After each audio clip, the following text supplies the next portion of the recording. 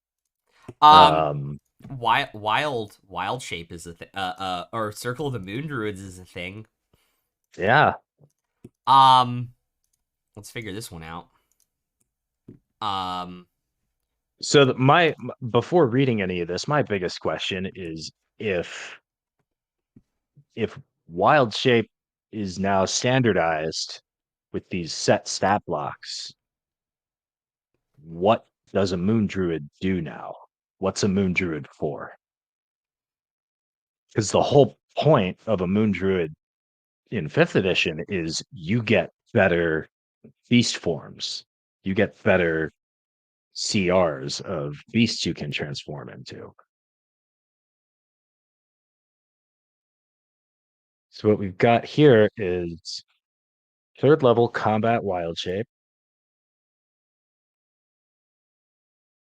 yeah, and you can While you're in cast the wild, spells. so you can cast abjuration spells in wild shape that most notably stuff like shield and absorb elements. So So if someone crits on your bear, you can shield as a bear, let's which look is at this. pretty cool. I have abjuration up, and we're gonna turn on verbal and somatic components, and we're gonna filter spells Uh, since it can't have material components. yeah. Just instead of turning on verbal and somatic, just put the X on material. Oh, actually, that's a really good point. I forgot you could do that. Filter spells. Okay, so Blade Ward, Absorb Element, Shield, Counter Spell. Yep. Well, druids don't get counterspell, Yeah, at least in fifth edition. They might in that's 1D&D. true. They will get to spell Um, magic in that Death Ward. Honestly, oh, that's all. Yeah, I was gonna say that's Paladin only, but if you could figure out some way to get Vanishing Smite on a Druid multi-class and just Banishing Smite, oh man,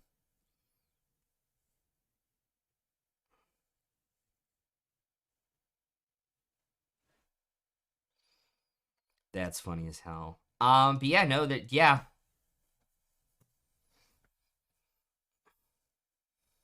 yeah, shield and absorb elements in wild shape yeah. is fascinating. I like that. And if you Well, can figure out a way to get counterspell, you I can should obviously do it too. I should amend that. You're gonna also need to find a way to get a shield onto the character. Whether it's the magic initiate feat Yeah. or just skipping a level of wizard or sorcerer or Yep. some other way. Yeah. Um, But but yeah, no, just just like that's fair. what's on the standard druid spell list, at least from fifth edition. Um, absorb elements, lesser restoration, dispel magic, You know, solid options. gotta say it also makes dipping like one level of wizard for shield potentially like more viable in druid builds. Because I see a lot of druid builds like not. I think dipping one level of wizard to get find familiar and shield and silvery barbs and absorb elements is very viable on lots of builds. Yeah. The problem with it is needing a 13 intelligence Yeah. more than anything else. Yep. All right. Swift transformation. Oh, you can use an unarmed strike as a bonus action.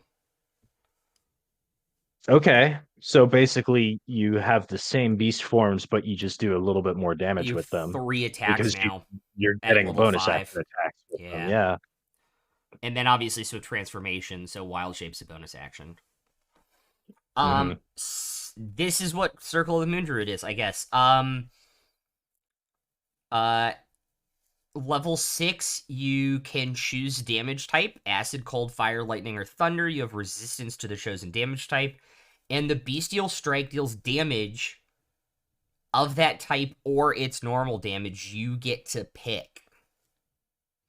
Your form also displays signs of the chosen damage type. For example, if you choose fire, your wild shape might flicker with harmless flame in the form, for example. Okay, that's you choose the details. Again, flavor is free, and they're saying, hey, this is where you put the flavor in, which I like to see. So I think this is really good. I think it's really, really Um, good. I think, Especially because you, as a moon druid, you can enter wild shape as a bonus action. That means you walk into combat potentially just as your normal form. Then you see, aha, we're up against a red dragon. I'm gonna choose now. I'm gonna use my bonus action and choose fire, and now I'm resistant to the dragon's breath weapon. yeah. Um, Like you really have a lot of free, like a lot of times with damage resistances, you don't really know how good they're going to be because you're not sure what you're going to be fighting, and it's hard to know when you're going to be in a fight. But for this bonus action, you choose one of 5 damage types. You can do that at the beginning of the fight when you see what you're fighting. yes. I really, really like this. Yeah, I do too. This is phenomenal. However, I am also equally disappointed in the level 10 ability at the same time. Well, the other thing about the level 6 ability, the one thing that's missing is, was there a feature that makes your your your beast attacks considered magical for the purpose of overcoming damage resistance? Because that was in there before, and it probably needs to be in there. But I guess if they're letting you use an elemental damage type instead of bludgeoning or piercing or So, slashing, so here's it my gets thing. around that somewhat. Wild shape is now a magic action. Hmm. So I think they may have it off ramp Oh, that like because you use because it's because just it's defined just a as a magical magic ability. action. It's Yes, possibly. possibly. We'll see how it Um, shakes out. I am equally disappointed in 10. Um, but the second half of 10, if that makes sense. I really like it. Like elemental enforces imbue your attacks at level 10. Beast strike, extra 1d6 of the type you chose with the elemental wild shape. oh, I think that's really good. That's great.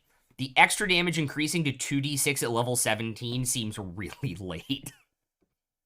I mean, sure, but just think about it like levels 1 through 4, you're doing normal stuff.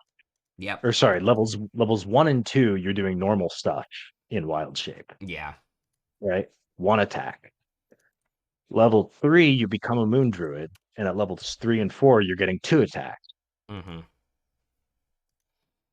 So because it you have is really at you level have your 10. bonus At action level attack. 10, it is really 3d6 extra damage a turn. I guess that's how I should. At That is how I Yeah, should be looking at it. If you hit at all three level attacks. yeah, and then at level 5, now you're getting 3 attacks, right? So when you get to level 10, you're still getting those 3 attacks, but they each do an extra d6 of damage. And then Yeah. at level 17, they do like Because it it. is 1d8 plus your wisdom modifier, so it's really going to go up from like 3 to 5.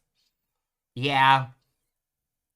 I'm just like, Yeah, no, I I'm just think like, with the that's amount of damage that spells can do, though, I feel like if they said, like, hey, it goes up to 2d6 at level 14, I would be like, oh, okay, that's really good. Like, not overtly broken or too good, but it just feels like by 17, like, every single spell outpaces it. But I think it's similar to cantrip damage where it scales at level 11 and then it scales again at level 17. yeah, that's fair. And you know, I think this is really good. I'm not again, I agree with you, like for how impactful 6th and 7th and 8th level spells are. By the time you get to level 17, when you're getting I think when you get to level 17, you're going to be way more excited about 9th level spells than you are about an extra d6 It's of damage, damage. yeah. Also, level 14 ability, fantastic. I will read it in a second. I want to Yeah. see if yeah, it's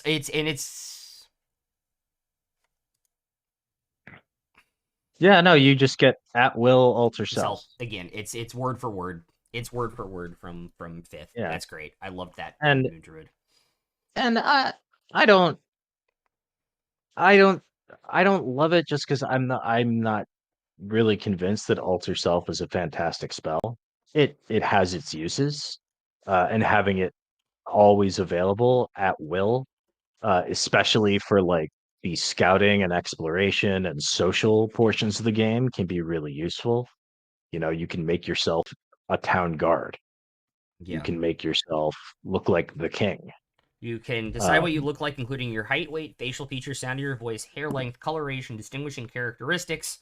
Make yourself appear as another member of a different race, though none of your statistics change. You can't become like a four-legged thing, and you can't, and your basic shape has to stay the same. Um, okay, let's get on here's to here's well here's my thing though about that. yeah, I really think at least, and we still haven't looked at the primal spell list or I think that's what they're calling it. yeah. And It's and and it's seen down here. how it's different than the existing Druid spell list in fifth edition. Um, but the existing Druid spell list in fifth edition is pretty strong through about fifth or sixth level. Mm-hmm. And the seventh level Druid spells are kind of weak sauce. Yeah. And then once you get into eighth and ninth, then there's some good stuff again. But a pretty common like jumping off point if you're thinking about multi-classing is maybe you want to get up to 11 and get those second level spells, get your 10th level subclass feature, and then get out. Because Um. maybe your because maybe your 14th level subclass feature isn't that good. And the spells you're going to get in those intervening levels aren't that good either. And maybe you just want to bolt and go to another class. And I'm not sure I believe they added a at, seventh level spell to the Druid spell list. I'm double checking right now. but I'm not sure that at will alter self Nope. really moves the needle for me. And those ribbon features they added at 11 and 13, I'm not sure they really move the needle either. Yeah. The hell is But yeah, Storm of yeah. Vengeance? Oh, that spell exists. Okay. They do have Power Word Heal again, which is great. They shape change, Storm of Vengeance, True Resurrection, Tsunami, Sunburst, Earthquake, Control Razor, Animal Shape. Their seventh level spells are lacking right now. They only have Firestorm, Regenerate, and Reverse Gravity.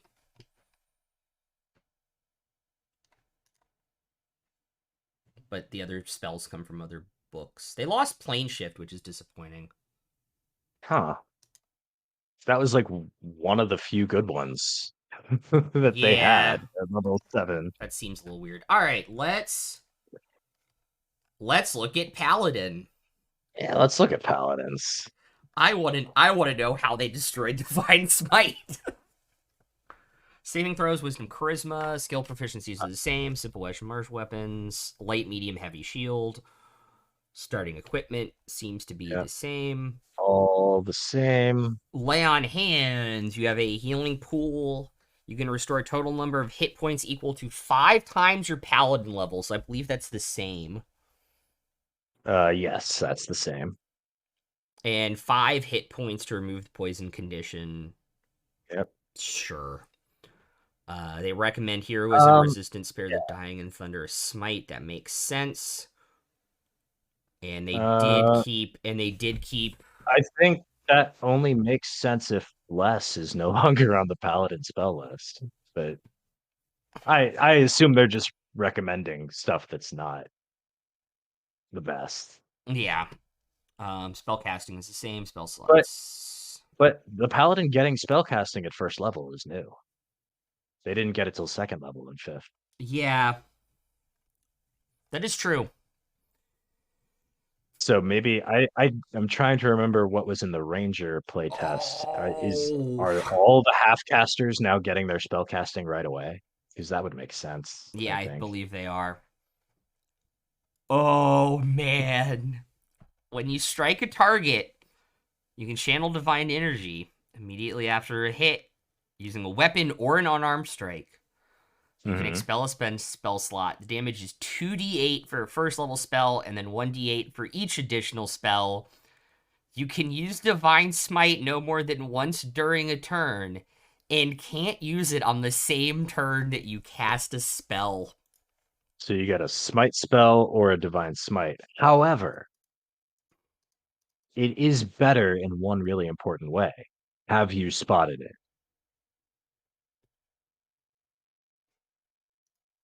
It is uncapped. The fifth edition divine smite, any spell slot higher than fourth level doesn't do anything extra. You are capped at 5d8 with the fourth level spell slot.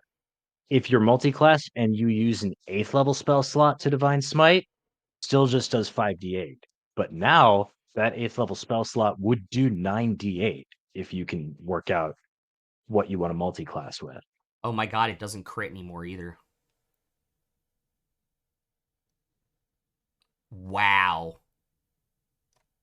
Yeah, this is after you hit. It says after you hit a target with an attack roll, so it doesn't double on crits Yeah. anymore. Wow. I was not. Counterpoint, I sent this to you like 5 months ago when the first UA came out, and I still think I'm right about it. Critting on smites is going to be the channel divinity for Vengeance Paladins. We'll see. I think Oath of Devotion is what they gave us in Yes, Oh, the this Devotion is what they gave us in this. playtest. Yeah. Second level, Also, you also got several a content fighting creators have style. added Jeremy Crawford and Todd Kendrick asking if smite damage is still doubled on a crit.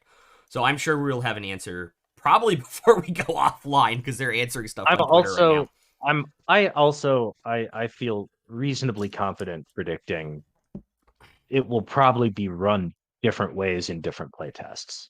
Yes.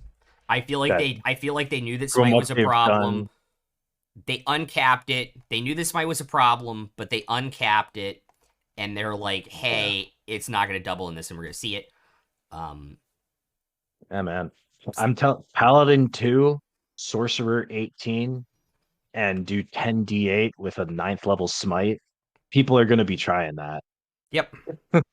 People are going to be. It's not going to. They're not going to get that 10d8 until 19th level, but people are going to try it. Yes. Also, the Crawford tweet yesterday after they posted that video scared the shit out of me because the next UA is over 100 pages. The one in April.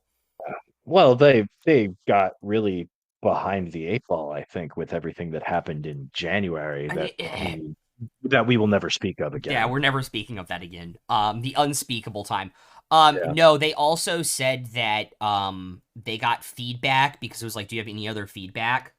And one of the largest things from like the Rogue Bard one and the Cleric one was we want more to review at a given time because we don't have a lot of information about like the rules and changes and stuff. Yeah. Um, So getting back into the PDF here, yes, the at second level you also get a fighting style, which and it stays the same. says, sure, you get so the fighting styles are now all feats that are restricted to the warrior class Yes. or the warrior group. And this says you get a fighting style feat of your choice. And whenever you gain a feat at later levels, you can take fighting style feats even though you aren't a member of the warrior group. And it seems like they're probably not differentiating the classes by fighting styles like they do in fifth edition. So, like, a ranger and only a ranger can take druidic warrior. A paladin and only a paladin can take, I forget what their equivalent is called. Yeah. But there are certain other fighting styles that only fighters can take. Only a fighter can take superior technique or blind fighting. And it seems like all the fighting styles are just going to be feats that any warrior can take and any ranger can take and any paladin can take, and it's not necessarily going to be differentiated. So you can now do a straight class paladin and take superior technique and get a battle master maneuver Yeah. or something like that. You're not going to be limited to just the choices that your class has, which I think is a really cool change and is going to Yep. open up some new things. Yep. All right. Sorry. Fighting styles are not the Trait. sexiest part of the game, but I love them. No, I know they aren't, but I think people are like, oh, that's such like a basic thing. Like, it can make a difference on a It's character. yeah, yeah. They're good. Anyway, Channel Divinity, Divine Sense to detect celestial fiends undead for the next 10 minutes. That's different. Divine Sense used to be a thing you just got as a ribbon feature at level 1, and now it's a ribbon feature that you get at level 3. And I don't However, love it. it did get But yeah, slightly better because you now know it's within 60 feet of yourself and you know the creature type. I yep. think that's better. Let me double check. It might be a tiny bit better. It's very similar. And again, it used to be a first level feature. And you It used to be able to do it. it's And you way used to be better. able to is it? Yeah, it's you Oh, because until it's the end 10 of minutes instead it's of 10 one. minutes instead of it's 10 minutes instead Instead of of one 6 round. instead of one round. Yeah. And the creature you could only detect if it is not behind total cover. If it's within 60 feet of you and there's 3 walls separating you, you still know Yeah. exactly where they are. Yeah, no, that's all right. It is quite a bit better. Yeah, that I is I I don't don't think it's worth a channel know. divinity.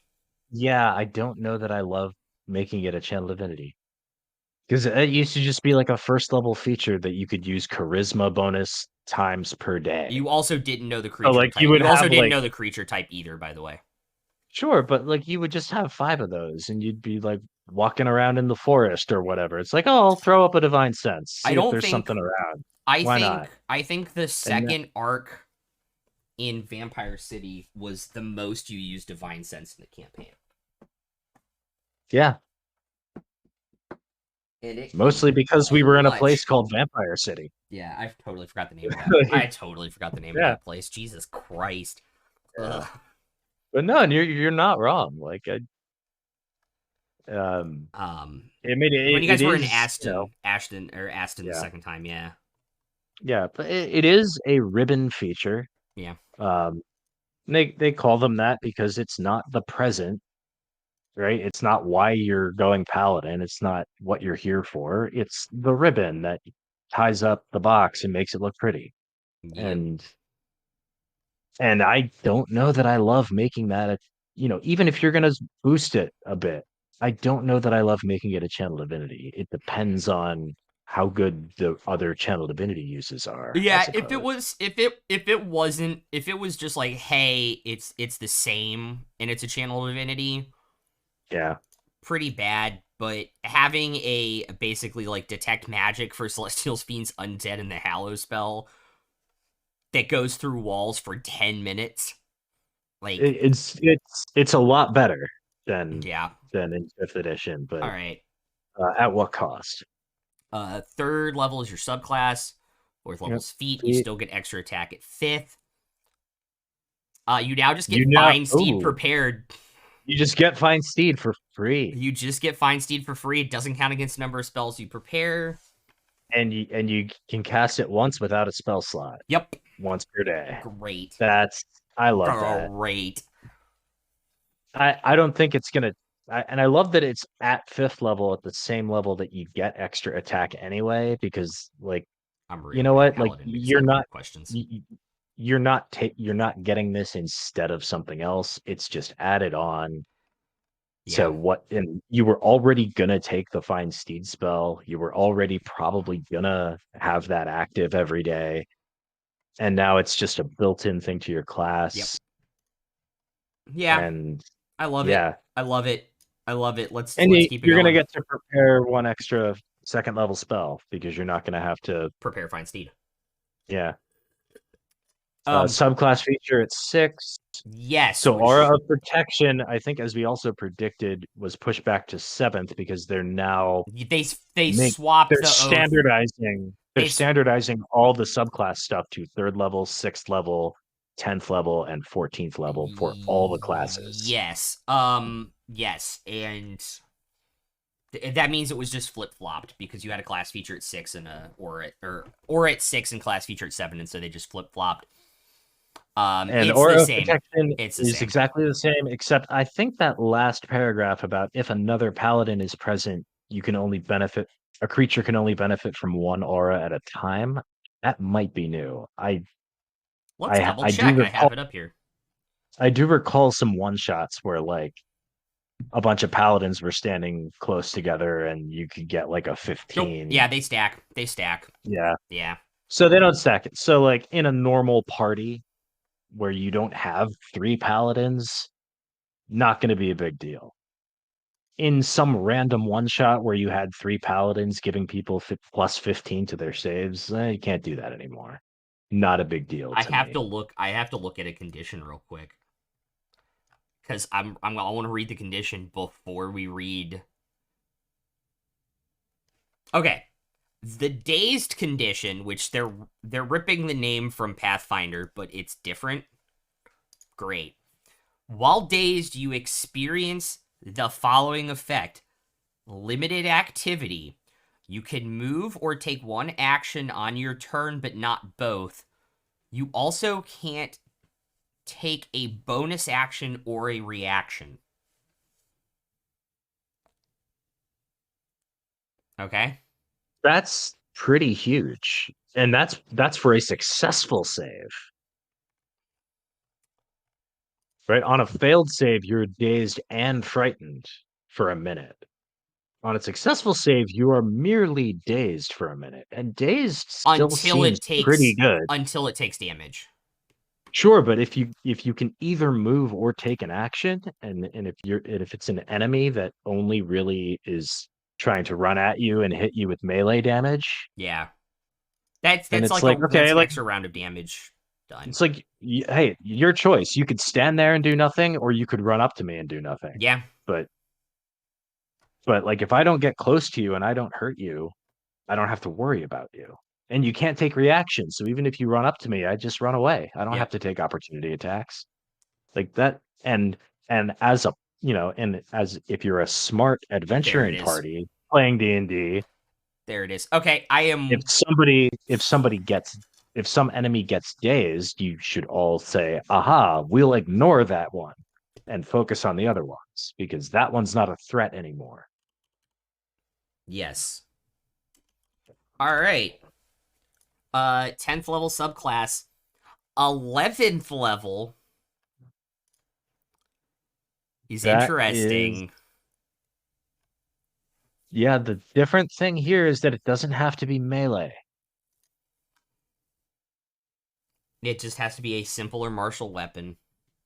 Actually, hang on a second. Go back to second level, read Divine Smite again. Also doesn't have to be melee.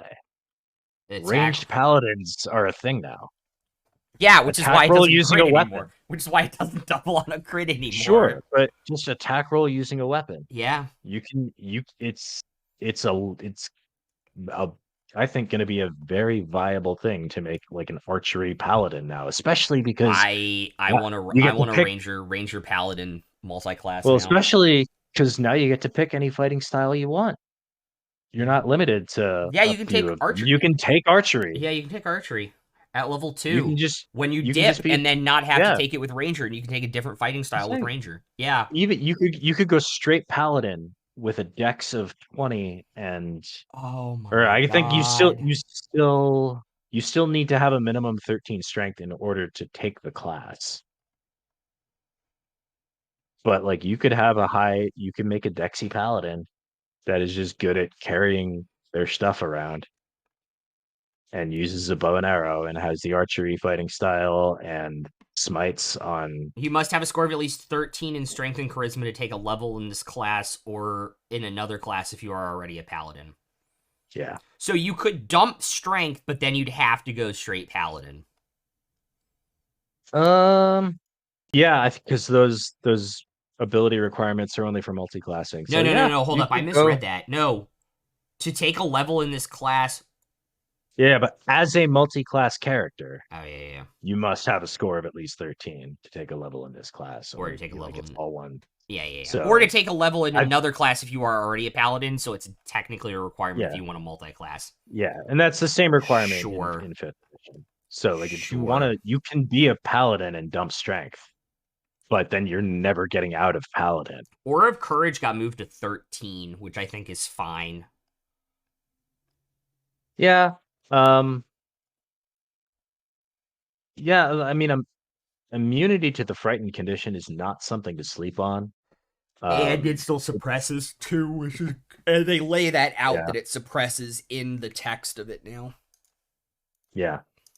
Um yeah, I think getting that at 13 was kind of unavoidable because you're now getting a subclass feature at 10. And before And you're getting Radiant Strikes at level 11. the fifth edition paladin, you get subclass stuff at level 3, you get subclass stuff at 7, and then you don't get subclass stuff again until like 15. Mm-hmm. So like this 10th level subclass feature is an extra subclass feature. Yep. So Um, Level 15 Restoring Touch basically gives Lay on Hands its full power. okay, so you can remove more than just disease and poison. You can now remove almost any condition. Blinding Charm, Dazed, Deafened, Frightened, Yeah. Paralyzed, Stunned even at level 15. Cool. Yeah, I think I think the in the fifth edition paladin got a similar thing, I think around this level, that worked almost like a dispel magic. They could just remove magical effects on people. Cleansing Touch. You can use your action in one spell on yourself or a willing creature you touch. Yeah. So I think this is worse than cleansing touch because the stuff this can do is stuff that greater restoration and lesser restoration could already do, and those are spells that a cleric or a druid has had for at least 6 levels. Yeah. Like greater restoration, you get at So level this 9 is if you're going straight class. yeah, so this is my worry reading this is that they're still going to go with the you're supposed to have 3 medium difficulty encounters, 1 hard and 1 deadly per adventuring day stuff because this seems like a thing that you want to use in a dungeon crawl when you can't get a long rest in and you For sure. don't want the cleric and the druid to burn the spell slots. Yeah.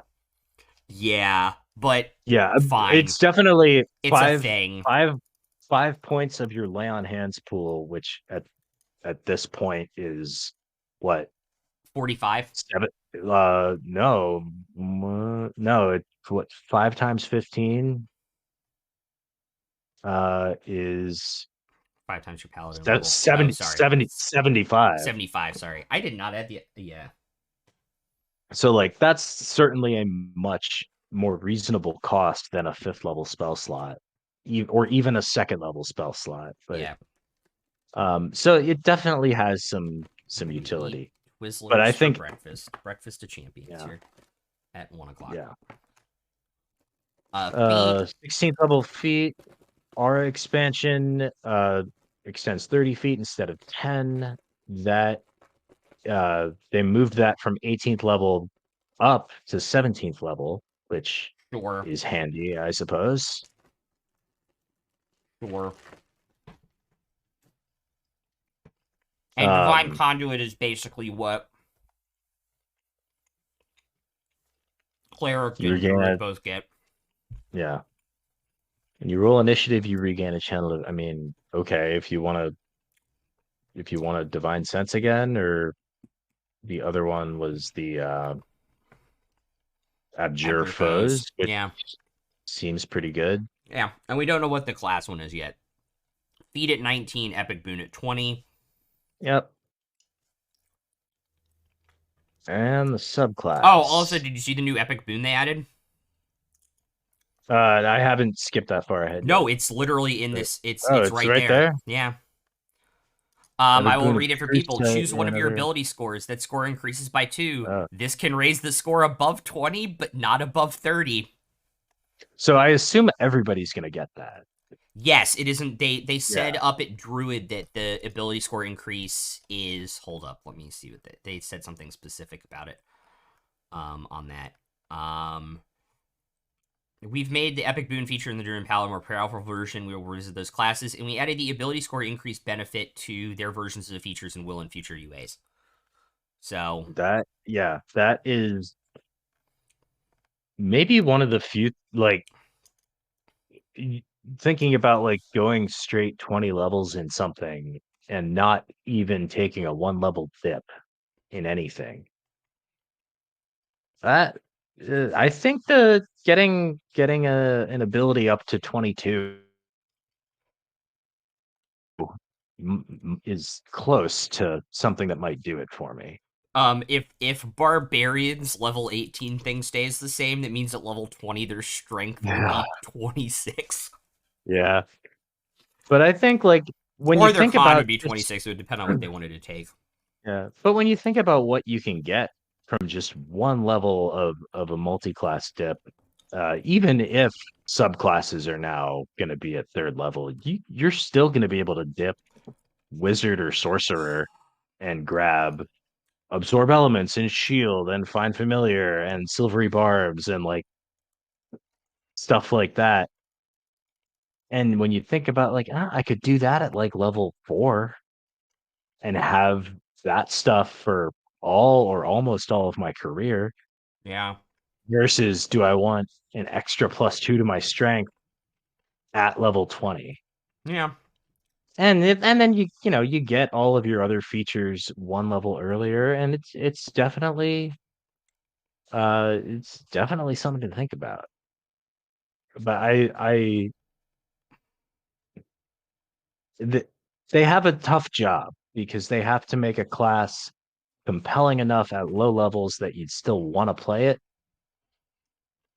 But if they do a too good a job at that, people just multi-class and take the low level stuff from a bunch of different classes, right? Yeah. So you have to put even more compelling stuff up at 18th, 19th, and 20th levels so that people feel like they need to stay on the path instead of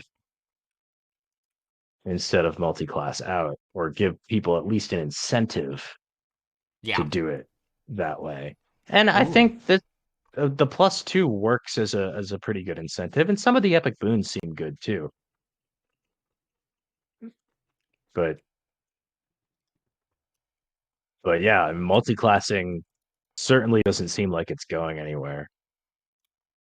I'm before we get into the breaking your earth section. Um, Disney just announced that the fake musical from Hawkeye, Rogers, No, will be playing this summer no, at California's Adventure, and it is a real thing. It is a I 54-minute show. I don't believe you. I just retweeted it. Oh no, I'll let me be clear. I believe you. I am dumbfounded. I'm yeah, looks like I'm going out to Cali because I need to freaking see that Oh my stuff. god. Anyway, all right, oath of devotion. So you No, get breaking your oath. we're gonna do that first. A paladin tries to hold to the highest standard of conduct. Sometimes past proves who's demanding. A paladin who has broken a vow typically sees absolution from a priest of the same faith or from a paladin of the same order. The paladin might spend an all-night vigil and prayers, a sign of penance, or undertake a fast or similar act of self-denial. As a rite of confession and forgiveness, the paladin starts fresh.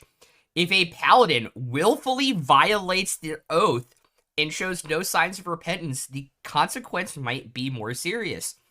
At a DM's discretion, a paladin might be forced to take a more appropriate subclass or even abandon the class and adopt another one. Interesting. Doesn't sound like we're gonna get Oathbreaker at launch. Are you saying that actions have Consequences? Yeah, consequences? apparently.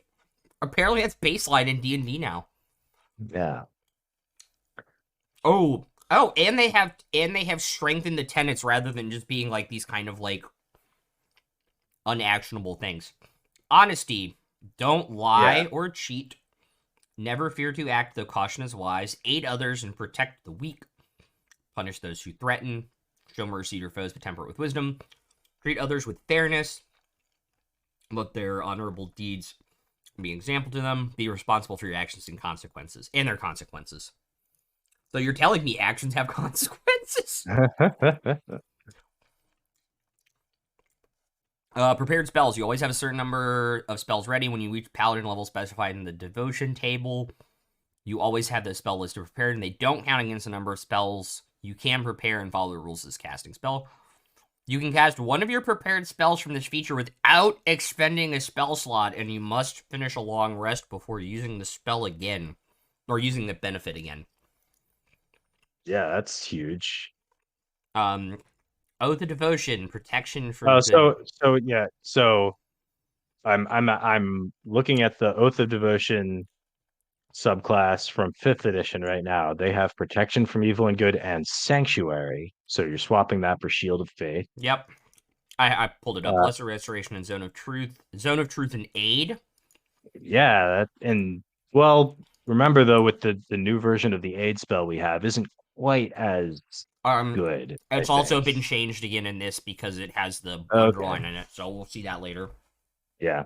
Ninth level Aura of Vitality and Blinding Smite. Those are Yep. both new. The fifth edition ones are Beacon of Hope and Dispel Magic. Um, and then a 13th level Guardian of Faith and Staggering Smite. Guardian of You're Faith stays. And they lose freedom of movement. Yep, And then 17th level is the same. indeed. Okay. Third level, Sacred Weapon. As a bonus action, you expend one use of your Channel Divinity and imbue a simpler martial weapon that you are holding with positive energy. For 1 minute, you add your Charisma modifier to attack rolls you make with that weapon. So that's an addition. I love that And each time you because hit with it, you can.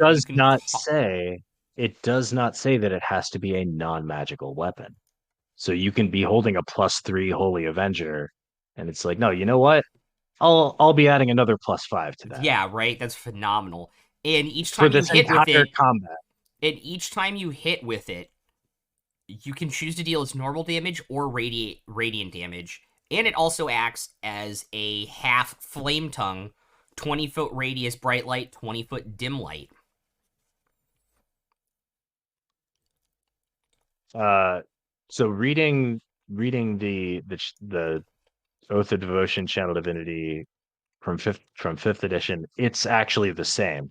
It doesn't have to be a non-magical weapon for that one either. Yeah. The only difference is that it takes an action to activate This is a in fifth bonus edition. action. So now it's a bonus action. Great. Good change. So really, really easy to just throw that up first thing in the combat, just like a rage or a wild shape or something like that. Okay. Um, Love it. Their sixth level ability, You do good. lose the Turn the Unholy Channel Divinity, because in fifth edition the subclasses all get two different options for Channel Divinity at Yeah. third level, Yep. and these seem like they're only getting one, but um but the class itself is also getting more options, Yes. like the Divine Sense and All that right. stuff. I love sixth level. Whenever you smite, you choose yourself or an ally within 30 feet. They gain a D8 plus spell level temporary hit points. Mm-hmm. Sure. Sure. Yeah, it doesn't take any action economy It's to use. free. Why not? It's It's free. free. 10th level Aura of Devotion. You and your allies are immune to the Charmed condition while in your Aura of Protection. That was their level 7 in the original class in 5th edition. Yep. And also their level So, 20th, their level 20 ability is now level 14. bonus action, imbue your aura with holy power. Yep. Whenever an enemy starts its turn in the area, they take Radiant damage equal to your proficiency radiant bonus damage. and charisma. Okay, And so in fifth, yeah, bright light with sunlight. so it's proficiency plus charisma modifier, Yep. and bright light that is sunlight. Yep. So 5th edition this is better. actually better. Yeah. This is better than what the 5th edition Devotion Mm-hmm. Paladin gets. Yep. Not a lot better, but a little bit better. Yeah. Actually, no, and then this is also a bonus action to activate. In Yep. the 5th edition one is an Also, action you to can do activate. it more than once if you want to expend a 4th level or higher spell slot. Sure. Cool. Yeah. All right. Epic boons. I believe this is the one they recommended for Druid. I'm double checking that real quick. Oh, no, Boon of Spell Recall. Okay. Epic Boon of Fate. Level 20 Major Priest Group. This is the second version of this they've put in. This is changed. Increase your Wisdom, Intelligence, or Charisma by 1 to a maximum of 30. So it looks like all of the Epic Boons let you go above 20 now. Yeah. Great change. But also, it's level 20. I understand. Yeah. If this is if this epic boon is your only opportunity to go above 20, why does it matter if you're only increasing an ability by 1? Because the best case scenario is you're going from 20 to 21, which doesn't matter. So they actually have rules for bonus feats after level 20, which is it uses Yeah. XP, which is 30,000 XP. They get another choice above level 20. Yeah, okay, sure. Sure, But whatever. just for most campaigns, You get to level the 20 and you play for, yeah, 3 or 4 sessions and then you're done. yeah. So whenever another creature within 60 feet of you fails a D20 test, which is basically almost every D20 roll is some kind of D20 test You can in roll 1D. 2d4 and apply the roll total as a bonus or penalty to the d20 roll. So you can do it as a negative thing. And And so it's like a souped up luck feat. yeah, and you can use this benefit no more than once per turn, but you have 8 uses of it, and you regain Yeah. 2d4 when you finish a long rest.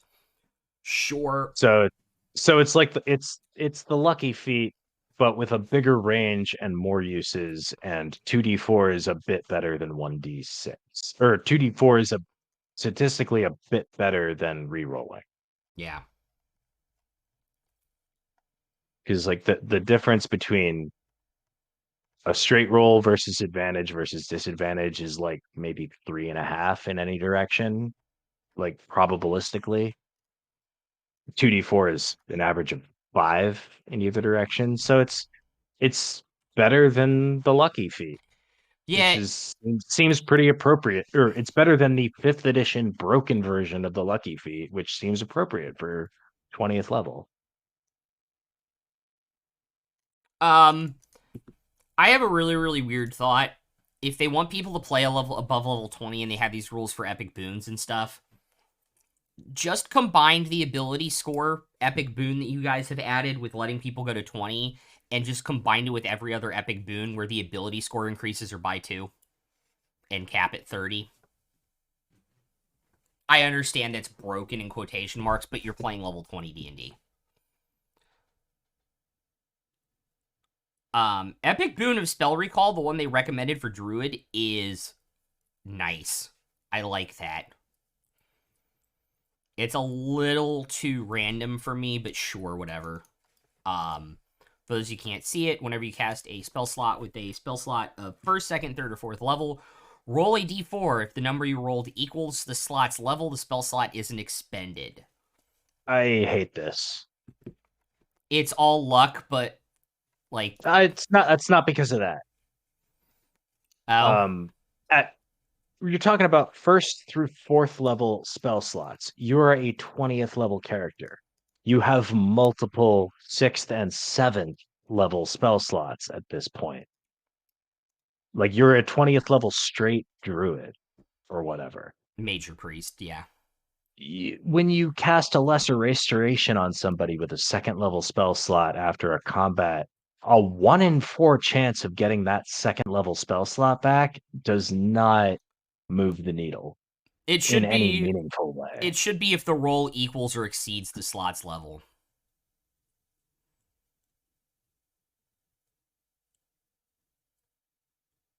Because that's why it's an 100% chance that you're regaining your first Or level in or you would make 75 it seconds. equal. You make it yeah, if it equal or exceeds. Yeah, so it's and I Yeah. don't know, like I guess if it's whenever you cast, like I like this for wizards a lot more than I like it for druids Yeah.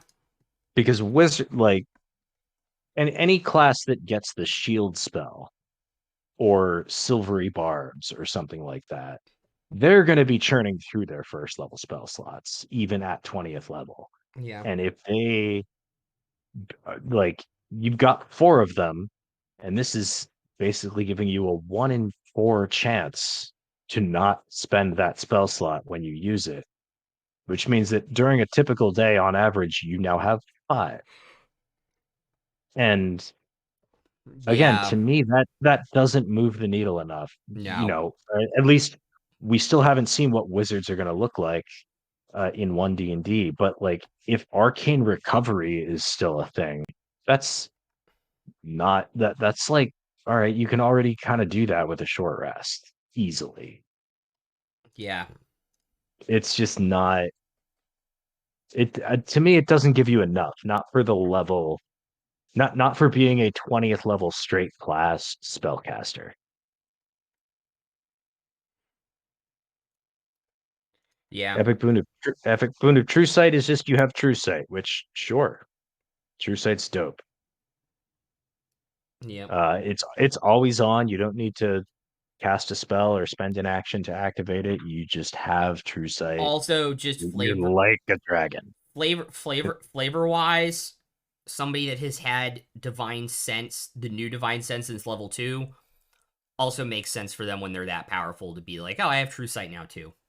Since that's the Yep. recommended one for paladin, like flavor wise, that matches up. Yeah, it fits. It makes We've sense. got the new divine Uh, spell list. Cure wounds is now abjuration, which means druids can cast that in because it's still on their spell list. Yeah, druids can yeah. cast cure wounds in wild shape now. And something I glossed over before, paladins get cantrips now. I guess half casters are all getting cantrips now. Yes. Healing word, also Um, abjuration. Let's see if they changed any other ones to abjuration too. In this one, pass without trace and protection from poison or still abjuration, spell matching abjuration. Mass healing word, also abjuration now. it does, yeah, it does look like a lot of the healing spells that were evocation are now going to be abjuration, which probably is a better fit. Yeah. Yeah, power word heal, Just also abjuration. thematically, yeah. Thematically, yeah. Just because they can cast those if they don't require material components, and those spells do not. Banishment is changed to conjuration now. So, oh yeah, so that's another good point that the wild shaped druid is going to be able to use most of their healing magic. Yes. Or a wild shape moon druid is going to be able to use most of their healing magic in wild shape, but other druids are not. And that's in addition to the bonus action attack. So there's still, I think, a compelling reason to be a moon druid instead of another kind of druid. Um, but like in fifth edition, the difference is like moon druids get to do some really cool stuff with their animal forms, Yes. and other kinds of druids really are only going to be using wild shape for scouting Mm-hmm. because they're not for combat at No. CR one half or whatever. Yeah. Yeah. Yep. Literally all of them, I think that mass cure yeah, wounds, heal, and power word heal were all changed to abjuration. So yeah.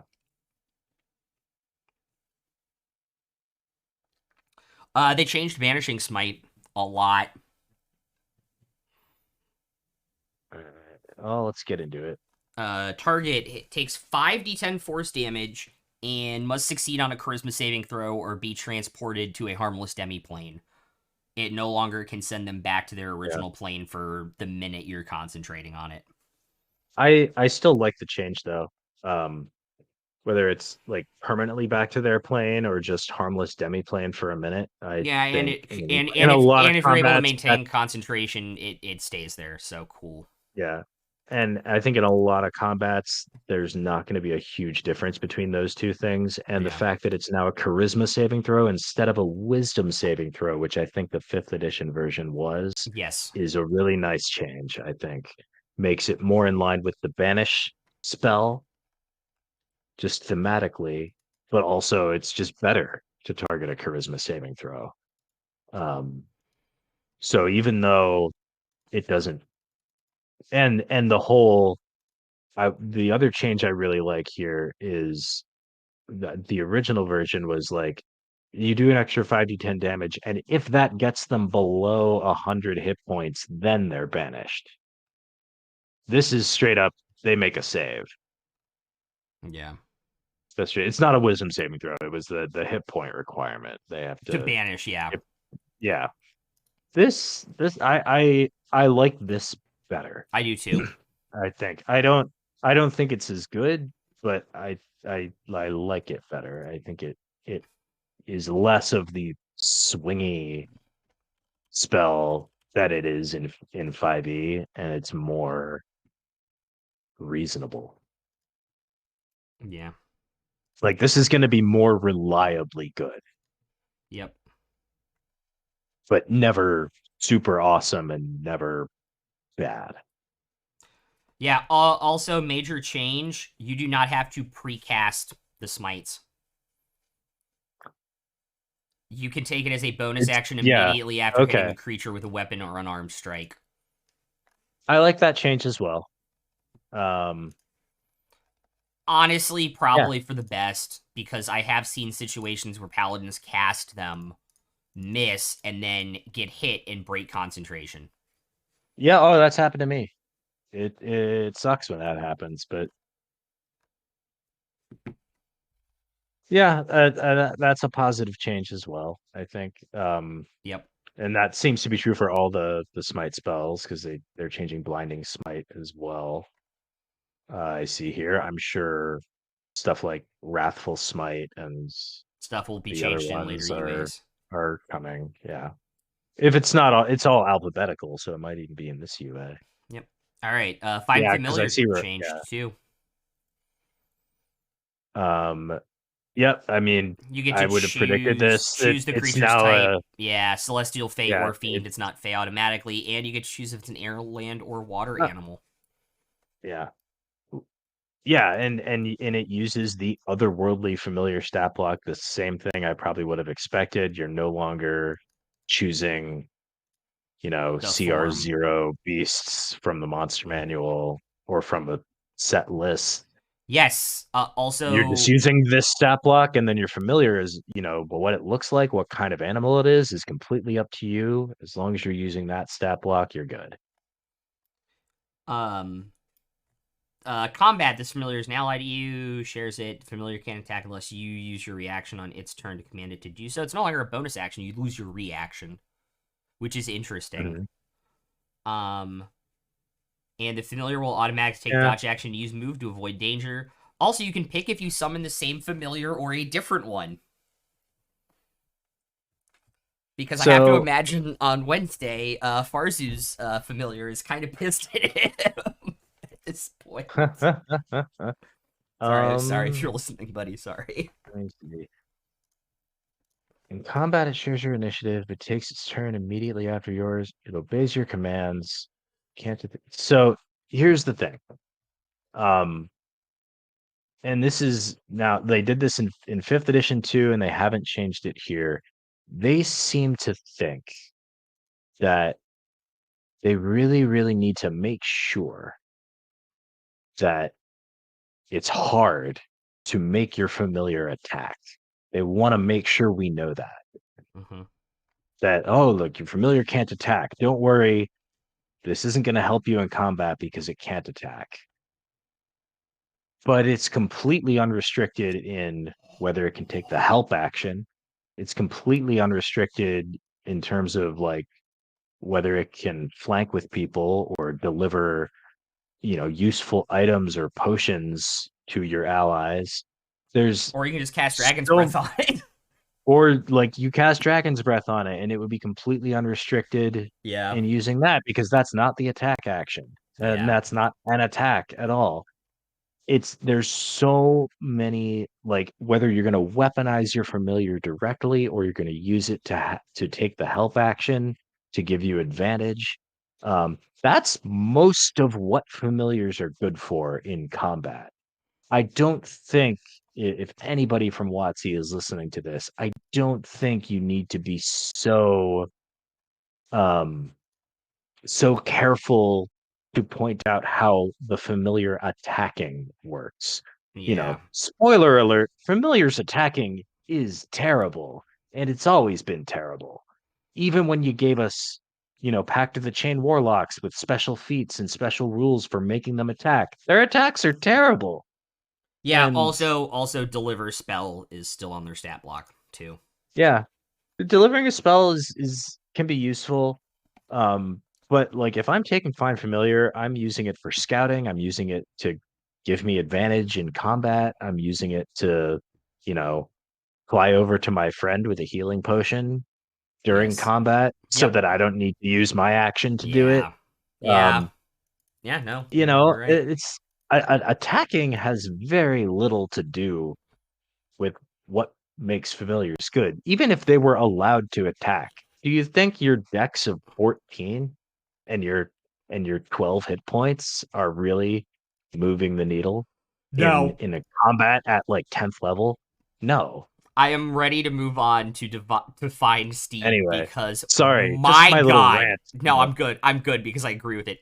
Find Steed basically the same, except that you pick Celestial Fey or Fiend, and there is now an otherworldly Steed stat block. Yeah, So no, would have predicted that too. armor class 10 plus 1 per spell level, hit points 5 plus 10 per spell level, and has a hit dice equal to the spell's level. 60 feet, fly speed. Now, Greater Steed is not a thing anymore. If you upcast it to 4th level, it gets flying. There you go. Great changes. It has telepathy 1 mile. Did Find Steed have Life Bond originally? Or is that new? No, Find Steed had a thing. Any spell in fifth edition, any spell that targets only you can also target the steed. So if you get a cure wounds, your steed can cure wounds.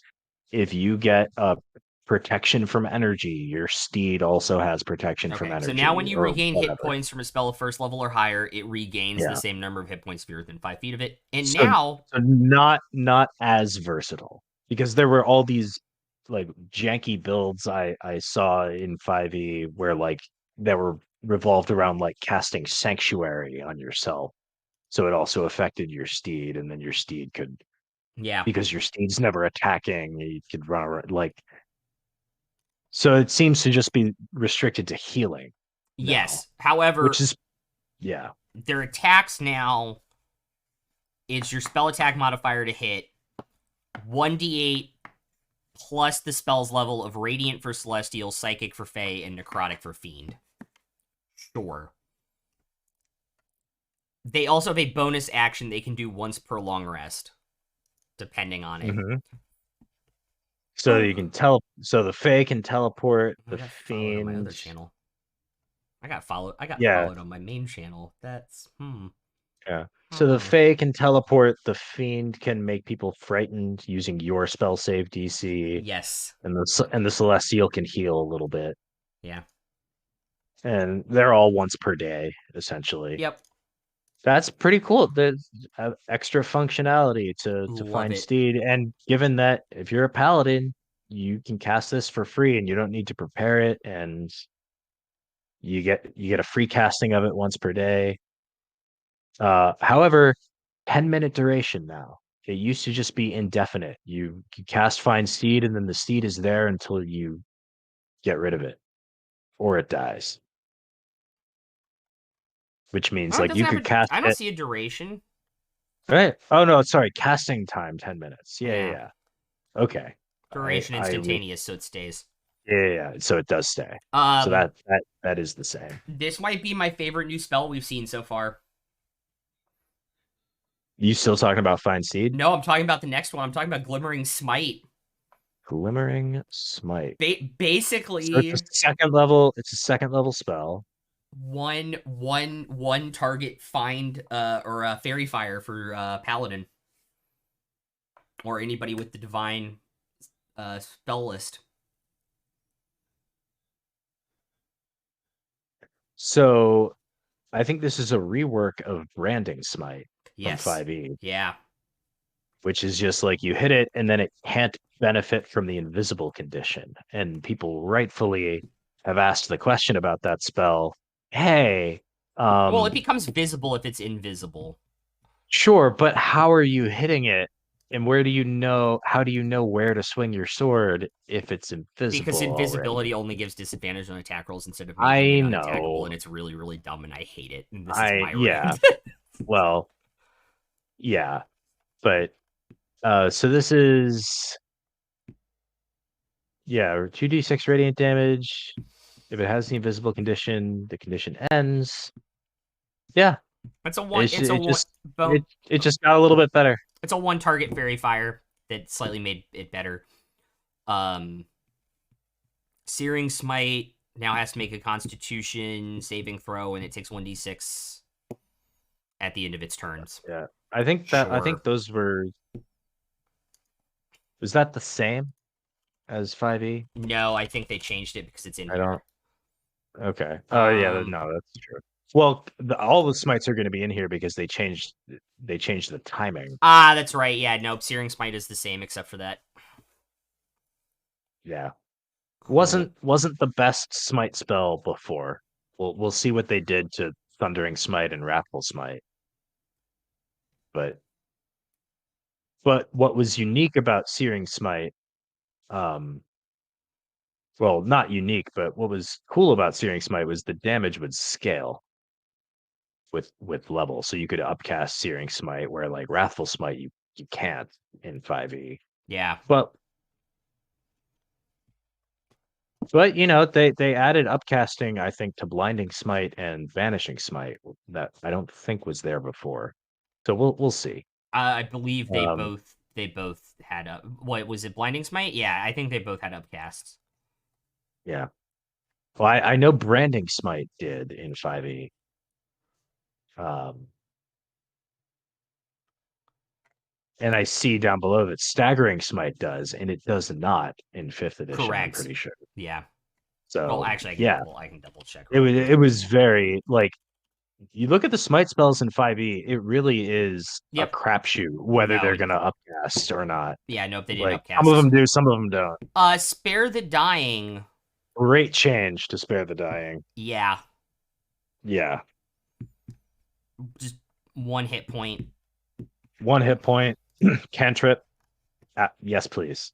Yep. The yeah, the 5e version of it is just if they're unconscious and they're making death saves, you just stabilize them. So they're still unconscious, they're just definitely alive. Yep. And then you still have to heal them to bring them back up or just let them sleep it off. Yeah, and then And Thunderous I and think, Thunderous and yeah, Wrathful didn't change either, by the way. So we're down to Thunderous and Wrathful, well, Wrathful now upcasts and it didn't before. And I don't remember if Thunderous upcast before either. I believe But Thunderous did.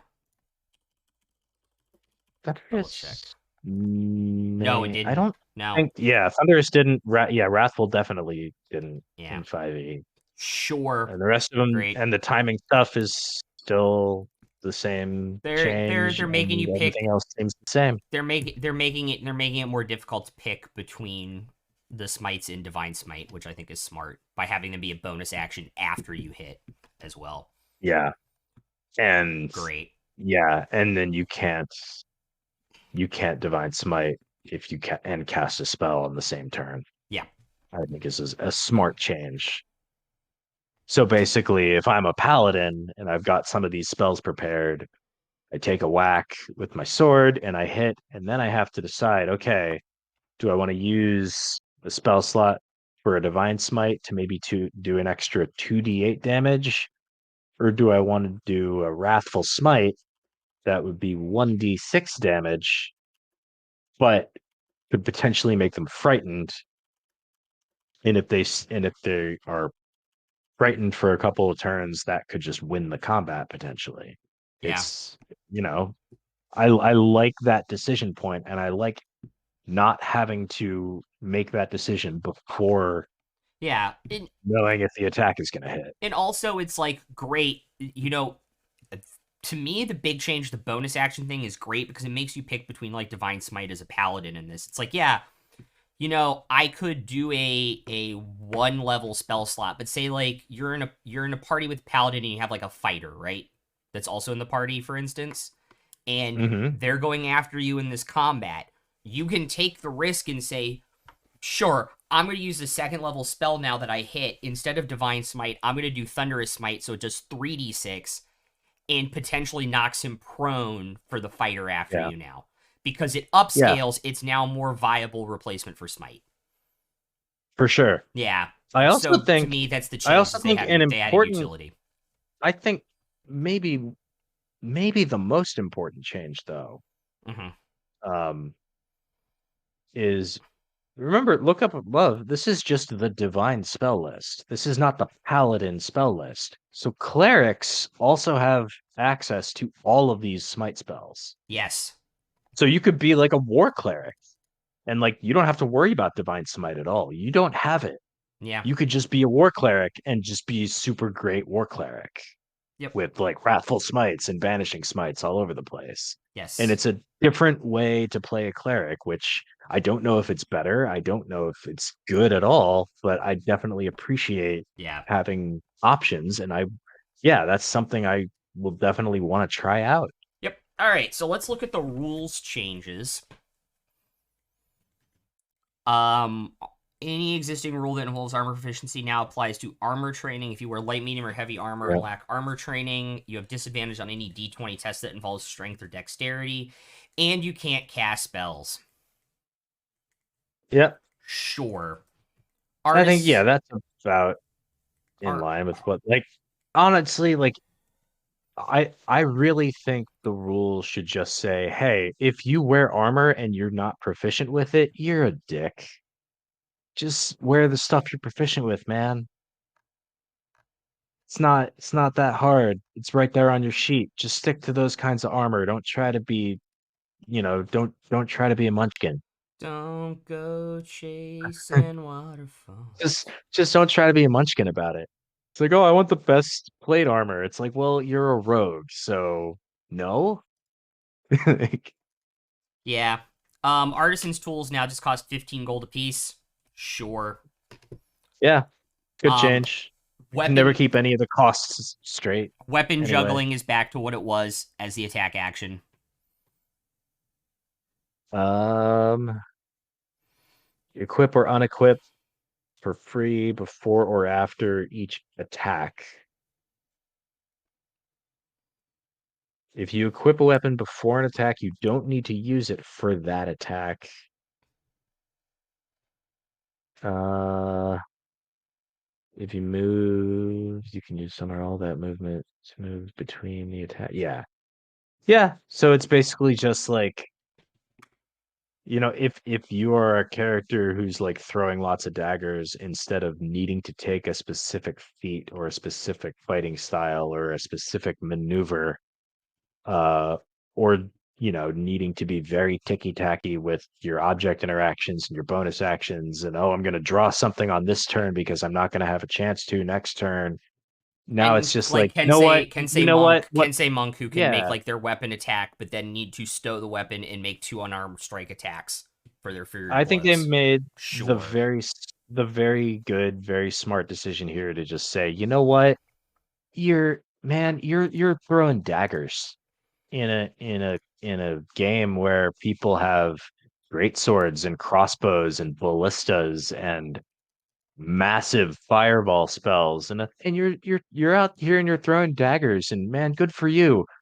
You know what we're not going to do is we're not going to make it super hard for you. Yeah. Yeah. Like, that's just a common sense change. Like, if you've got a Sure. build that's based on like drawing and throwing lots of weapons, yeah, sure. Let's make it easy because you're kind of intentionally not playing super duper optimally, and we're not going to be assholes about that. Yeah. Love it. Yeah. I love that. I Sure. love this energy. Like, yes, just make things possible. Oh, shit. Blind sight just got real good. If you have blind sight, you can see within a specific range without relying on physical sight. Within that range, you can effectively see anything that isn't totally behind cover, even if you have the Hmm. blinding condition or in darkness. Moreover, in that range, you can effectively see a creature that has the invisible condition. So did Yeah. blind sight And, fighting style just got a lot more viable? yeah. Well, and this goes back to I think something that Treant Monk said months ago when they had their first version of this Yeah, entry in a rules glossary. This is the first time that they've actually bothered to define blind sight. yeah. Like in fifth edition, it's never It defined. It's literally just just says like you are not restricted by sight within this range. yeah, and What the hell does that mean? that opened up a lot of other questions, and now having some actual tangible rules around how this works and what it can do is super helpful. Yeah, sure. Climb speed can now be used to traverse a vertical surface without expending the extra movement normally associated with climbing. I think that's because they added climb speed to familiars, to a certain type of familiar, and Yeah. one of the at level 4, I think you get it on the land shape I or think they whatever. did they when the second paragraph when they're defining the spider climb trait, I think that might be new too. I don't remember. So Yeah, spider climb trait. so they can basically crawl on the ceiling. Um, Creature types. Aberration, beast, celestial, construct, Yeah, dragon, nothing elemental, fae, nothing fiend. new. Nothing new there. Um These rules D20 don't affect test. these types don't have rules themselves, but they affect Yeah. creatures in different ways. The term D20 test encompasses three main D20 rolls in the game: ability checks, attack rolls, and saving throws. If something in the game affects D20 test, it Uh, affects all three of these rolls. Sure. yep, we knew that. Dazed we already covered. Yep. Difficult terrain costs an extra foot of movement in that space for every 1 foot. For example, moving 5 feet through difficult terrain costs 10 feet of movement. Difficult terrain isn't cumulative. Either a space is difficult terrain or it isn't. Thank you. I Um, love this. I love this next part though. what? A space is difficult terrain if the space contains any of the following: a creature that isn't tiny or your ally, furniture, yeah, that's a certain size, heavy snow, like examples Heavy of like what undergrowth. makes Ice. something difficult terrain. Liquid that's between shin and waist deep. Any deeper and you need to swim. I consider it above waist deep. I'm homebrewing that. It's gotta be like chest high. Well, I've well, seen remember, people run through it's waist not deep about water. not full speed though. Not full. That's fair.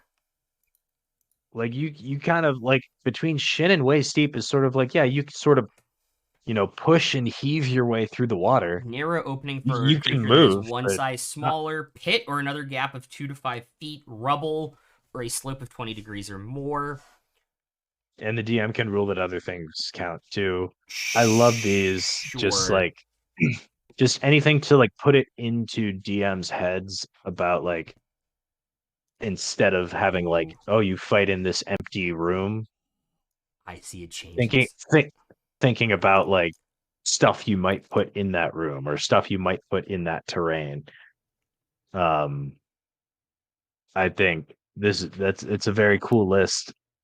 I think it's probably some people are probably going to read this and it's probably going to Oh, make some gears start turning and man. all for it. Man, this is they changed dying a lot. So you have 0 hit points. If you regain any hit points while dying, the condition ends. That's the same so You far. have the unconscious You're condition, unconscious. That's the same. At the 10 or start of each of higher. your turns, you make a death That save. also You didn't need it. change. Yeah, you need a 10 or higher. Yep. Um, Yeah, a 1 counts as 2 failures. A 20, Counts as you 1. regain a hit point. No, yeah, 20, you regain a hit point and you're just not dying anymore. On your third failure, you die. On your third success, you Good regain success 1 hit and a hit point. point, The condition ends on but you're you. still unconscious Unconscious. and you start a Yes! short rest. So Yes! no more just strategically letting your allies drop to 0, knowing that you're going to be able to get them back up and then they're going to be able to act Yep. normally. Rip. Healing in D&D just got a lot more important, I think, Yep. because no longer can you or is it optimal to just let people die or Yeah. let people drop, Yep. because like if somebody's sitting at 5 hit points, it's like, well, they're probably going to go down the next time they get hit, whether I give them a healing word or not. So I'll just not. And then when they go down, I'll give them the Yeah. healing word so they can get back up. But now it's like, oh, they're at 5 hit points. Screw healing. I need to cast a 4th level healing word to try to, make sure they can withstand one more hit, Yep. you know. And if somebody does go down in combat, that probably just wrecks the rest of your adventuring day. You can't keep going in the dungeon. Yeah. You need to get that person to safety. You remain unconscious until you regain any hit points or until another creature uses an action to administer first aid. So it sounds like if you heal them after they success, then they come back up. So you basically need to heal them twice.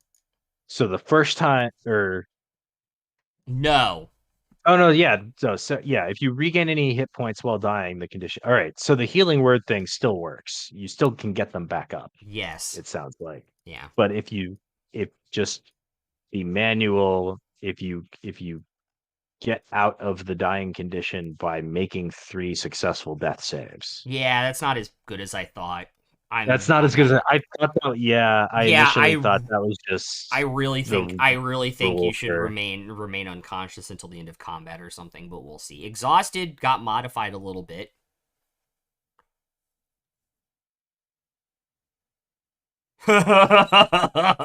Yeah, it did. Woo! Uh, is It I affects knew I know spell it was save DCs now. similar. It affects spell save DCs Oh, now. Yeah, yeah, makes sense. that's the I change. don't think That's the change. Yeah, I don't think I clocked that it didn't do that it before. didn't. It only affected D20. It only affected D20 test rolls. Smart. Expertise. If you gain expertise, you gain it in one skill in which you have Yeah. proficiency. You can never have expertise in the same skill proficiency Yeah. more than once. Sure. It's what it is. Fly Sure. speed. Well, you If you have a don't fly. have the hover trait, that's the And have same as. incapacitated or prone condition, fly speed reduces to 0 and you drop. Gaming tools are now 1 gold apiece. Sure. Grapple changed again. This has been changed in every single playtest so far. Speed is 0 and can't change. You have disadvantage on attack Disadvantage. rolls against any other target than the grappler. Sure. The grappler Yeah. can drag or carry you when it moves, but every foot of movement costs it 1 foot extra unless you're a tiny or 2 or more sizes smaller than the grappler. While Yeah. grappled, strength or acrobatics checks against a grappler escape DC, ending the condition on yourself is a success. Condition also ends if the grappler is incapacitated. The person that is grappled, if they provoke an opportunity attack, no longer have a no longer the reactions no longer at advantage. I think is the change here, which was Yeah. dumb. I think so. Yeah. Uh, I really think they're trying to. Is restrained still a condition, or are they just trying to mash them both together into grapple? Restrained is still a condition, but they have not Okay. modified it yet. Okay. Help action. Choose one of your skills or tool proficiencies and one ally who can perceive you. So I imagine see or hear you. You give advantage to the next ability check that ally makes with the chosen skill or tool. So you have to have the proficiency. So yeah. Yep. You can only take the help action on a skill that you have proficiency in. That's And the I benefit think a good. expires if the That's a ally good doesn't use it change. before I the start think. of your next turn. You must be near them to assist verbally or physically. The DM has final say whether you assist. You're Yeah. momentarily distract an enemy within 5 feet of you. Granting advantage to next attack roll by one of your allies against it. This benefit expires at the start of your next turn. Sure, that's because I think they hadn't defined that yet, so I imagine they defined it because familiars are in this.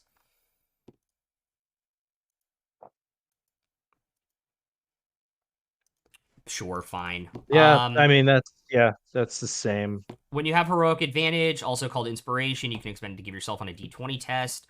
The DM can award heroic advantage to a player character who's done something that is particularly heroic or in character. Some game features, such as human, also award heroic advantage. Only one at a time. You can have One at more a than one time, yep. instance of it. But Sure. if something gives it to you and you already have it, you can give it to somebody else. Yes. So basically so yeah, if you've got heroic advantage, Yep. you use it to give yourself advantage. Um and yeah, so the first iteration of this rule that we got in 1D&D said basically like whenever you roll a nat 20, you get a point of heroic advantage. They just tried to. They just dropped And that. yeah, and then the second time it was whenever you roll a nat 1, you get heroic advantage. Just something to just make them come up every now and then. And this version is just saying straight up the DM can award it if you do something particularly heroic or in character. So I think now we're trying a third way where it's just up to the DM whether you get heroic advantage or not. Yeah. Which, sure. That's what it is now. And the human just gets one at the start of every day. Mm-hmm. And that's one of the human things that they get. Yep. Sure. Hide is I interesting. feel like I feel like this iteration of the rule is probably pretty close to what's gonna end up being run Yeah. at most tables. If the published version is different from this, people are gonna house rule it to this. Yep. Hide changed too. You now have to be heavily obscured or behind 3/4 cover. You must also be out of any visible enemy's line of sight. If you can see a creature, you can discern if whether it can see you or not before you make the action, I imagine. On a successful check, you have the invisible condition. Make note of the check's total, which then becomes the DC for a creature to find you. The condition ends immediately after any of the following occurrences. You make a sound louder than a whisper, an enemy finds you, or you make an attack roll, or you cast a spell with a verbal component. Sure. I like there are a couple of things I like about this. It specifies the conditions under which you get to make the hide. Like you get to make the attempt. You can take the hide action if you're heavily obscured, 3/4 cover, total cover. That's better than what's in 5e in terms of like when exactly Yeah. can I hide or not. The second thing of like if you're successful, you have the invisible condition. Like it's a tangible thing. This is a thing you Yeah, get and we haven't instead of seen the just new like, invisible condition yet. Also, what bothers me is the yeah, condition. The condition should also end when you move out of cover or obscurement. um Maybe. I'm trying to you must, yeah, like you, so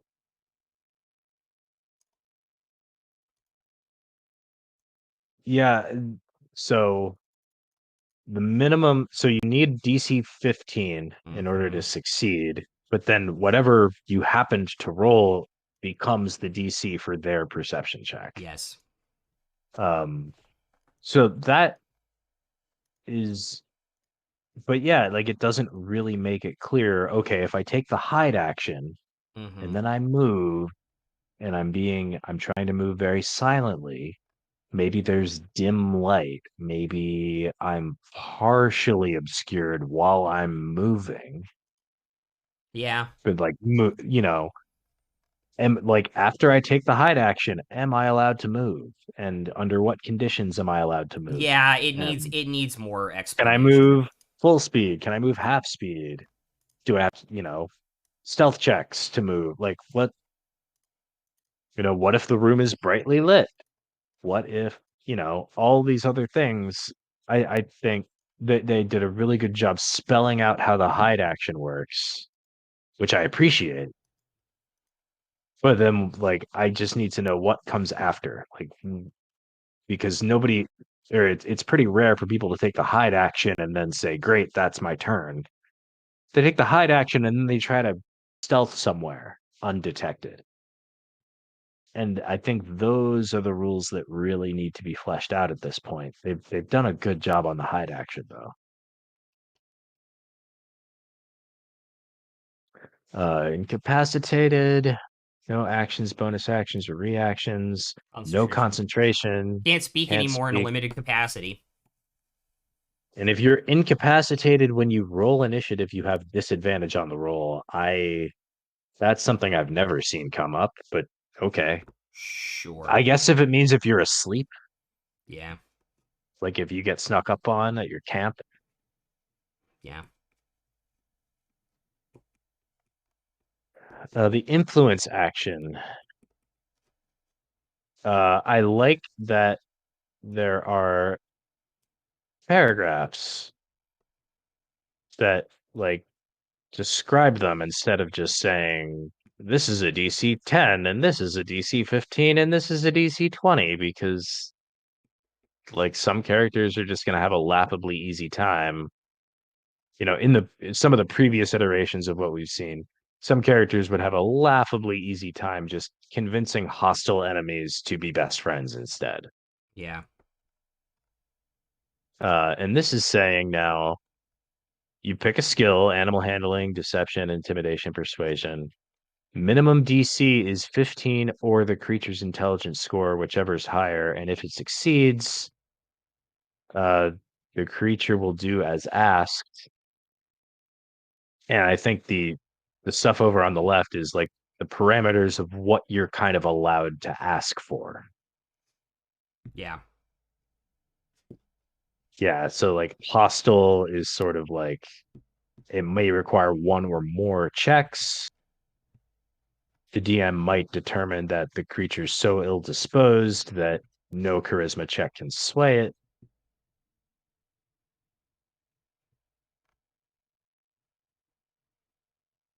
Yep. But like, friendly is like it's like you need to make the like it'll try to help you, but if there's an element of personal risk involved, it'll take a check.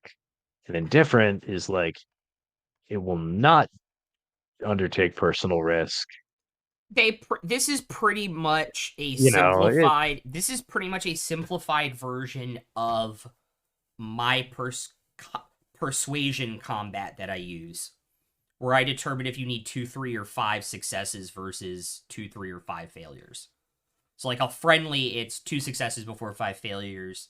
Indifferent, it's like 3 and 3. Hostile, it's 5 and 2, or whatever it ends yeah. up being. But yeah, it's basically a This simplified version of that. I'm fine. this That's kind of great. thing, I think if if you are reading this and thinking, what's the point?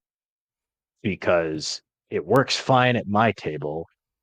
The way we use these skills at my table is completely fine, and nobody has any complaints about it. And if I take expertise in deception, I still feel useful. It's fine.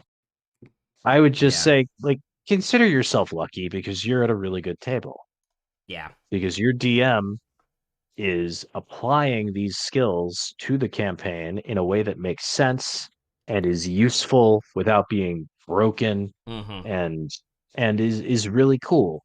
I've played, and Ryry, I count you as one of those DMs. You run this kind of thing really well. I've played at other tables where if you take deception, intimidation, or persuasion, you might as well be taking proficiency in basket weaving because they are just never going to come up.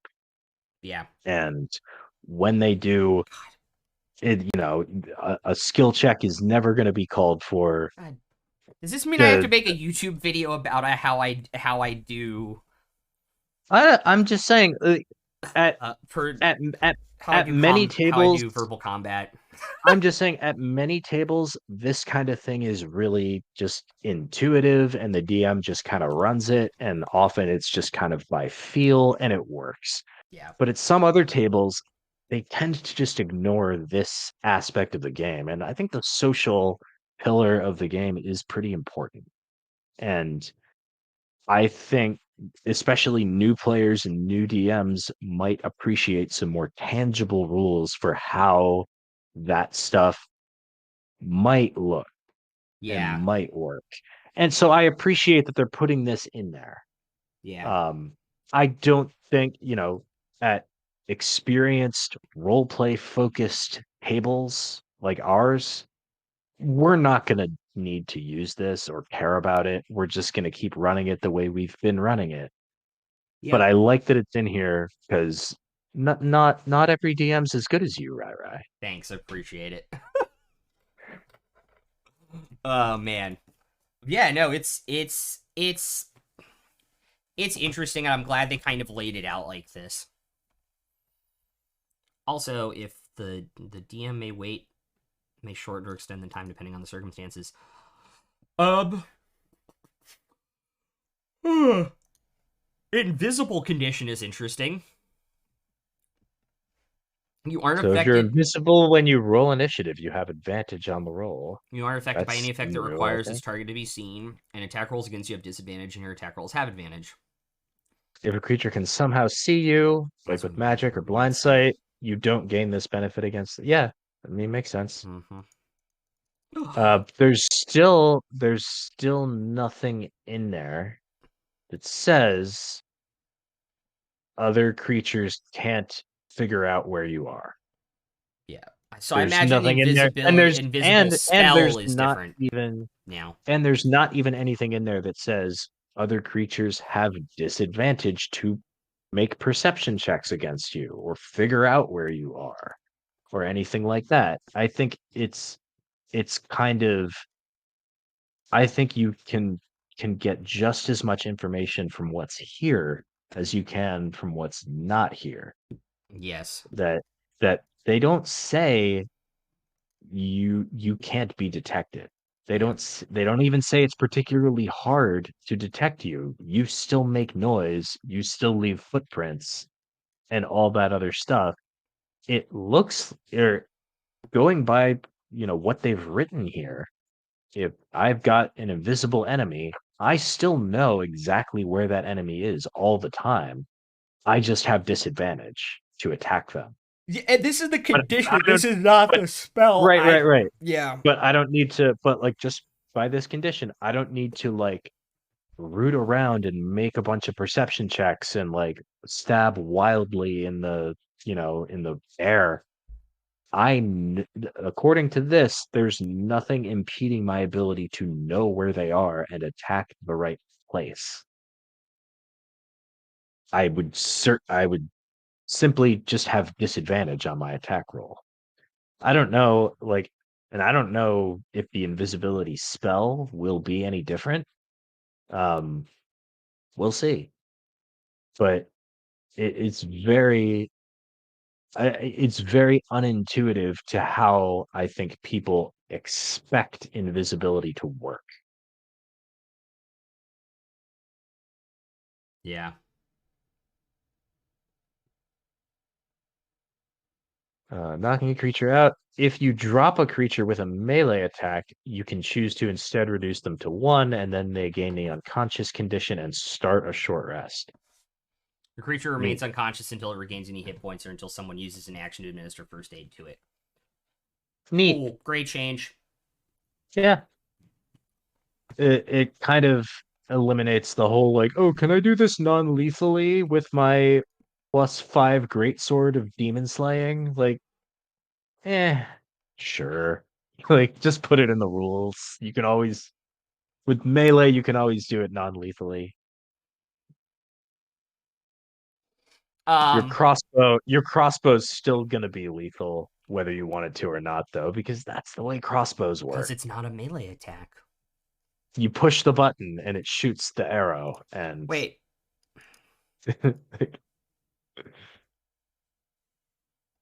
what's up? Um, Wait, but what if I whack them upside the head with my crossbow instead? Does that work? Then yeah, because then you're making a melee attack. But it's with a ranged weapon. Sorry, I'm But being it, dumb. it's with an improvised weapon because it's an Oh improvised melee man, weapon. sorry. I was just doing that to be a little shithead. Yeah. Light weapon property. All right, what changed? So if you attack with a light weapon, you get an extra attack as part of the same action, and it has to be made with a A different different light light weapon. weapon, and you don't add your ability And you, modifier to the extra yeah. attack's damage. You can So make this this extra is attack only yeah. once on each of your turns. So For this is the two example, weapon. This is two weapon fighting, except that if you have the uh, attack action on your yeah, turn and you have a short sword and one-handed dagger in the other, each of which is light property, you can make one attack to each weapon, but you don't add your strength or dexterity modifier to the damage roll of the second weapon. So yeah, you get 3. If you have extra attack, you make 3 attacks essentially if you're using 2 light weapons. And you don't have to take the correct. fighting stance anymore. Sure. Well. Importantly, so the changes here. Number one doesn't require a bonus action anymore, which is huge Yes.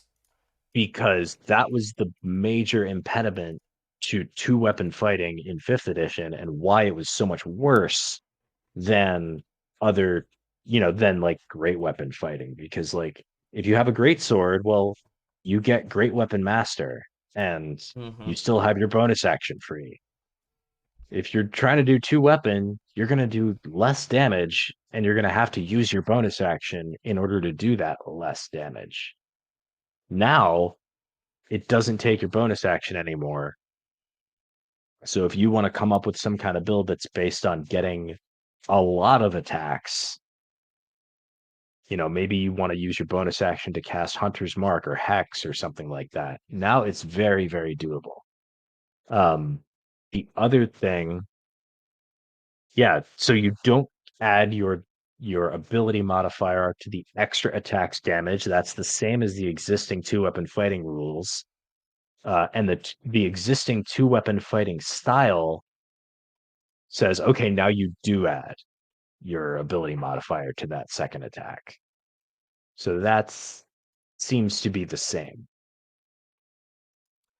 So, sorry, yeah, while you were saying that, I was reading the next section. Yeah, nope, I 100% Yeah. agree. I think it's probably honestly for the best and doesn't require a fighting style anymore. I think the fighting style lets you add your Well, it didn't require. Yeah. So the fighting style and what it does in fifth edition too is it just lets you add your ability modifier modifier. to that Yeah. second attack. And now it just doesn't require a bonus action, which is great. All right, long Right. It's rest. the same. It just doesn't require the bonus action anymore. It's good change. Long rest, 8 hours, sleep for 6, 2 hours of light activity, reading, talking, eating, or watch. During the sleep, you have the unconscious condition. You regain all lost hit points. You regain all your hit dice now. Yep. Hit point maximum returns to normal. Ability scores return to normal. Exhaustion is reduced by 1 level. Special features are recharged. This wording is very, very important because it has fucked me up with timing on multiple campaigns. And I'm glad they made this change. Yeah. After you finish There's a the long long rest. rest, You must wait at least 16 hours before starting one versus the 5th edition ruling, which is you can only gain the benefit every 24 hours. yeah, that's clunky wording. It was clunky wording, and it was like, cool, can we technically start a long rest even though it's 10 hours until we can benefit from one because we don't really have anything else to do. Whatever. Yep. Then a long rest is stopped by the following interruptions. The important one here is the second one, casting a spell other than a cantrip, essentially. I wish I had a Basically, sound. I wish I had a soundboard that could play the air horns and be like, "Coffee Lock is dead. no, it's It's not about coffee dead." lock. Well, It's yeah. not about coffee lock. It's about rest tricking, which is one of the really like hyper optimization, like Wait, hold up. kind of munchkin-y tactics. So spells with long durations um like mage armor or aid, for example. Those spells have like 8-hour durations. Hold up. I am But gonna play an air horn because don't actually do that, man. I'm wearing headphones. it's not gonna come out of the thing. It's just gonna be played on stream. Okay. Oh, okay. But And it won't even output because I have oh, right. Chrome muted, so it won't Anyway, even output but to the so bot. But anyway, the problem before was the way the rules worked. The rules said when you finish the long rest is when you replenish all of your spell slots. yes, The moment you finish it. So what some like really hyper optimizers recommend doing, which I have never done and would never do, and now it's gone, so great. But they would wake up 7 hours and 55 minutes into the long rest, and then they would cast aid on the whole party, and they would cast mage armor on themselves, and they would do all of their stuff that had like the 8 hour or all day durations, and yeah. then spend 5 minutes finishing up the long rest, and then they regain all their spell slots.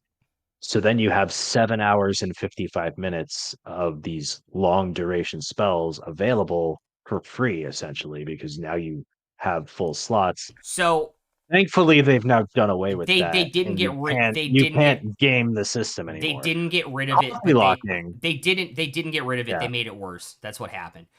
You can Well, resume a long rest immediately after an interruption, and it requires an additional hour mhm, to finish per interruption. So technically, you only get like 6 hours and 55 minutes or whatever of it now. yeah, sure. So it is So worse. they've made a version of it kind of officially sanctioned, but it's worse a little Yes. bit. Yeah. Coffee locking is a different thing Yeah, I because know. I coffee was lock, yeah, kidding. 'cause that's not really that's you're not casting anything when you do that. You're just converting sorcery points into spell slots and then short resting and then doing it again and then short resting and like that's just a different thing that hopefully they will fix in the warlock class when it comes out. That's probably the one that I'm most interested to see because um it's the one I think with the most potential for abuse if it's done wrong, but could also be done really, really well. And it's Yep. also my favorite class. And Yeah. All right. yeah, Magic action. When you take the magic action, you magic when you take the mm, magic action, you magic something by casting a spell that has a casting time of an action or by using a feature or magic yes, item that requires a yes, magic. we're using magic as a verb here You magic because something we're British by apparently. casting a spell or requires a magic action to be activated. If you cast a spell that has a casting time of a minute or Can we longer, just that sentence is one of the worst sentences I've ever oh my read in the god. history of the English language. Can somebody please clean that up? Oh, Sorry. Continue. yeah. Can we please get this cleaned up?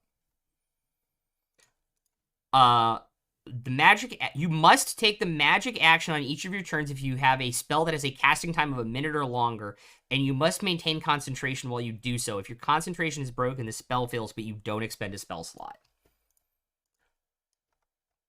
Yeah. That's a good change. Yeah, I mean not losing the spell slot is helpful.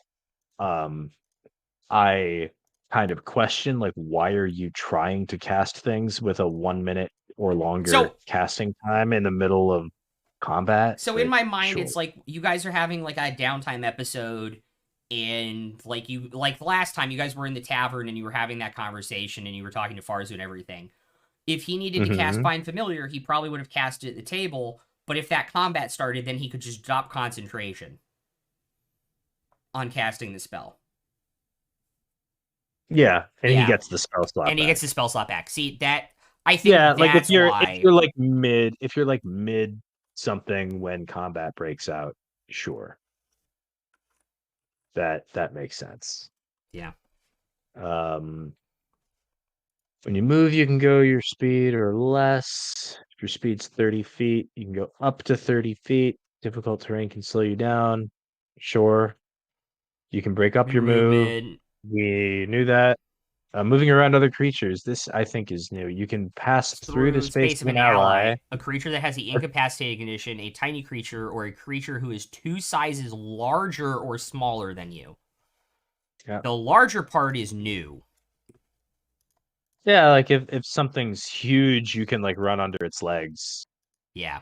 I guess. Yep. Another creature's space, so not two sizes larger or smaller. So this, Yes. if Unless you're a that medium creature is tiny or creature, your ally, yeah, you can't willingly end your move in a space occupied by another creature, which is the same. For example, if your speed is reduced to 0 and you have a climb speed, your climb speed is also reduced to 0. Similarly, if your speed is halved and you have a fly speed, your fly speed is halved to 2. So they're making it obvious that if you have 60 feet of fly speed and you walk 30 feet before you fly, you only have 30 feet of fly speed. the one thing that's kind of so if your speed is reduced to 0 and you have a climb speed, your climb speed, yeah. The one thing that's kind of missing Wait a from second. this, But yeah. which I think they've attempted to address in the past, but I think it was the way they addressed it in the past was not satisfying to people, and it seems to just be missing here. Is what do you do when you have multiple different speeds? What if my character has a walking speed of 30 feet and a flying speed of 60 feet? I walk 15 feet and then I take off and start flying. Yeah. How how much fly speed do I have? Wait, say that again? I have a 30-foot walking speed Mm-hmm. and a 60-foot fly speed. Yes. I walk 15 feet. Yes. How much fly speed do I have? Your fly speed minus however you just moved. So I would have 45 feet, Yes. not 30, which Yeah. would be half Mm-hmm. of the fly speed. Yep. Like I've seen it ruled in different ways. Like So I'm not asking you because there's a right answer. no, I'm but asking the question. Jeremy Crawford actually did answer this in a Sage Advice column. Your highest move speed is your maximum move you can take on the turn. If you use one of your lesser move speeds, it is subtracted from the greater speed. So something like that needs to be in this document, is what I'm saying. Yes. Because it's not it like I appreciate that maybe Jeremy Crawford has like addressed it in Sage Advice or via tweet, but that needs to be in the book. Yeah, it does. I was surprised they didn't put it in the fly speed section, or did they put it in the fly speed section? Or Um, they're changing it because it says its fly speed can be used to travel through the air. So they might be changing it in this yeah. edition where people with I fly think speed there would have was 90 a feet, but whatever. yeah. I don't know. There was a previous edition or like a previous iteration of these rules that I think I remember said something like at the start of your turn, you have to pick which movement type you're doing with your movement that turn. And then like if you want to take the dash action and use a different kind for that dash action, Where is that that's fine. from? I think that was a different version of like a different UA, Maybe. something they were experiment. I don't remember, Yeah. but yeah, like no, there are a bunch of different ways you could rule that. Like, oh, you used half your walking speed, therefore you've got half your flying speed if you want to now take off and fly. But or you can Huh. say you have all but 15 feet. Like they're So Tiny Critter is trending on Twitter, by the way. hell yeah. I And love it. everybody's basically saying it should be baked in because it makes no sense that I can't transform into a house cat, but I can wild shape into a bear. So I don't disagree. this is also a really really good thing, and why I'm doing feedback and why I'm doing this now and reviewing it now. Just yeah, initial impressions.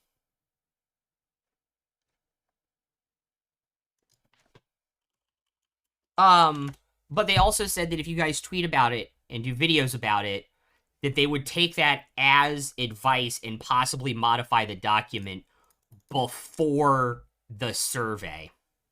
Yeah. They also did a video. The video is now up on Paladins. We might be watching that. I might be sharing that in Discord. We might be watching it to see what they say on Smite. But anyway, musical instruments are now Musical 20 gold instruments. apiece. Priest Sure. packs changed. Sure. Ritual casting is now just baseline if it has a ritual tag. So everybody who's Yeah, spellcasting can do ritual spells if they have a ritual spell on their List, Yep. sure, That's a probably good change. should Search. have been done. Yeah. When you take a Search search action, you make a wisdom action. check to discern something that isn't obvious. The search table suggests which skills are applicable, depending on what you're trying to detect. Insight for a state of mind, medicine for an ailment, perception for a concealed creature object, or survival for tracks and food. I would say concealed object would probably be investigation. It's interesting that you say that because investigation should absolutely be on this list. This should be a list of 5 Concealed skills with investigation. concealed creature, perception, concealed object, investigation. Short I, rest, spend hit but die. it makes it look like because it says when you take the search action, you make a wisdom check. Like all these 4 skills are wisdom based, and it makes me think maybe they're reworking skills and investigation is going bye bye. Maybe. Maybe. Oh, actually, you know what it was? I think it's getting changed to an action. Oh, investigation is just an action. That might be, it might be a search action or it might be an investigation action. Yeah. Use an action and make a perception check or Yeah. something. Yeah, maybe. Because perception Uh, is really, really weird. Like and the best example I had was I have a beginners group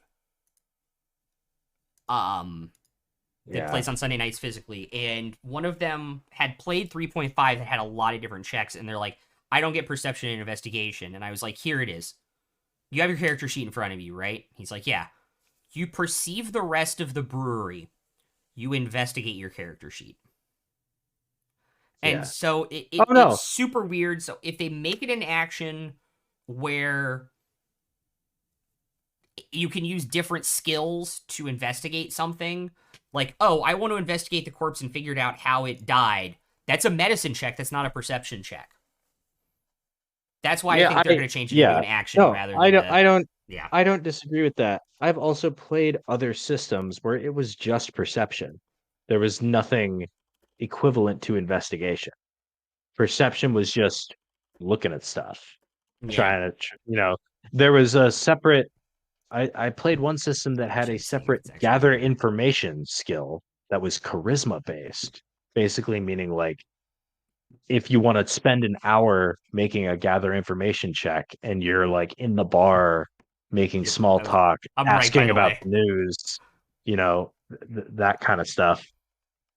There are plenty of different ways you could organize skills in a role playing game. I don't think anything has to be sacred. Um, but at least just from this, it looks like they might be thinking about getting rid of They did. investigation, They which, did. It's on the next page. oh, it's on the next Yeah, we'll page? talk about it. We'll talk about it. Okay, Short rest. Downtime. If it's interrupted, you get no benefits and it must be started. Short sword is now a simple weapon rather than a martial weapon. Also, they basically confirmed we're probably getting weapon perks, which I love. cool.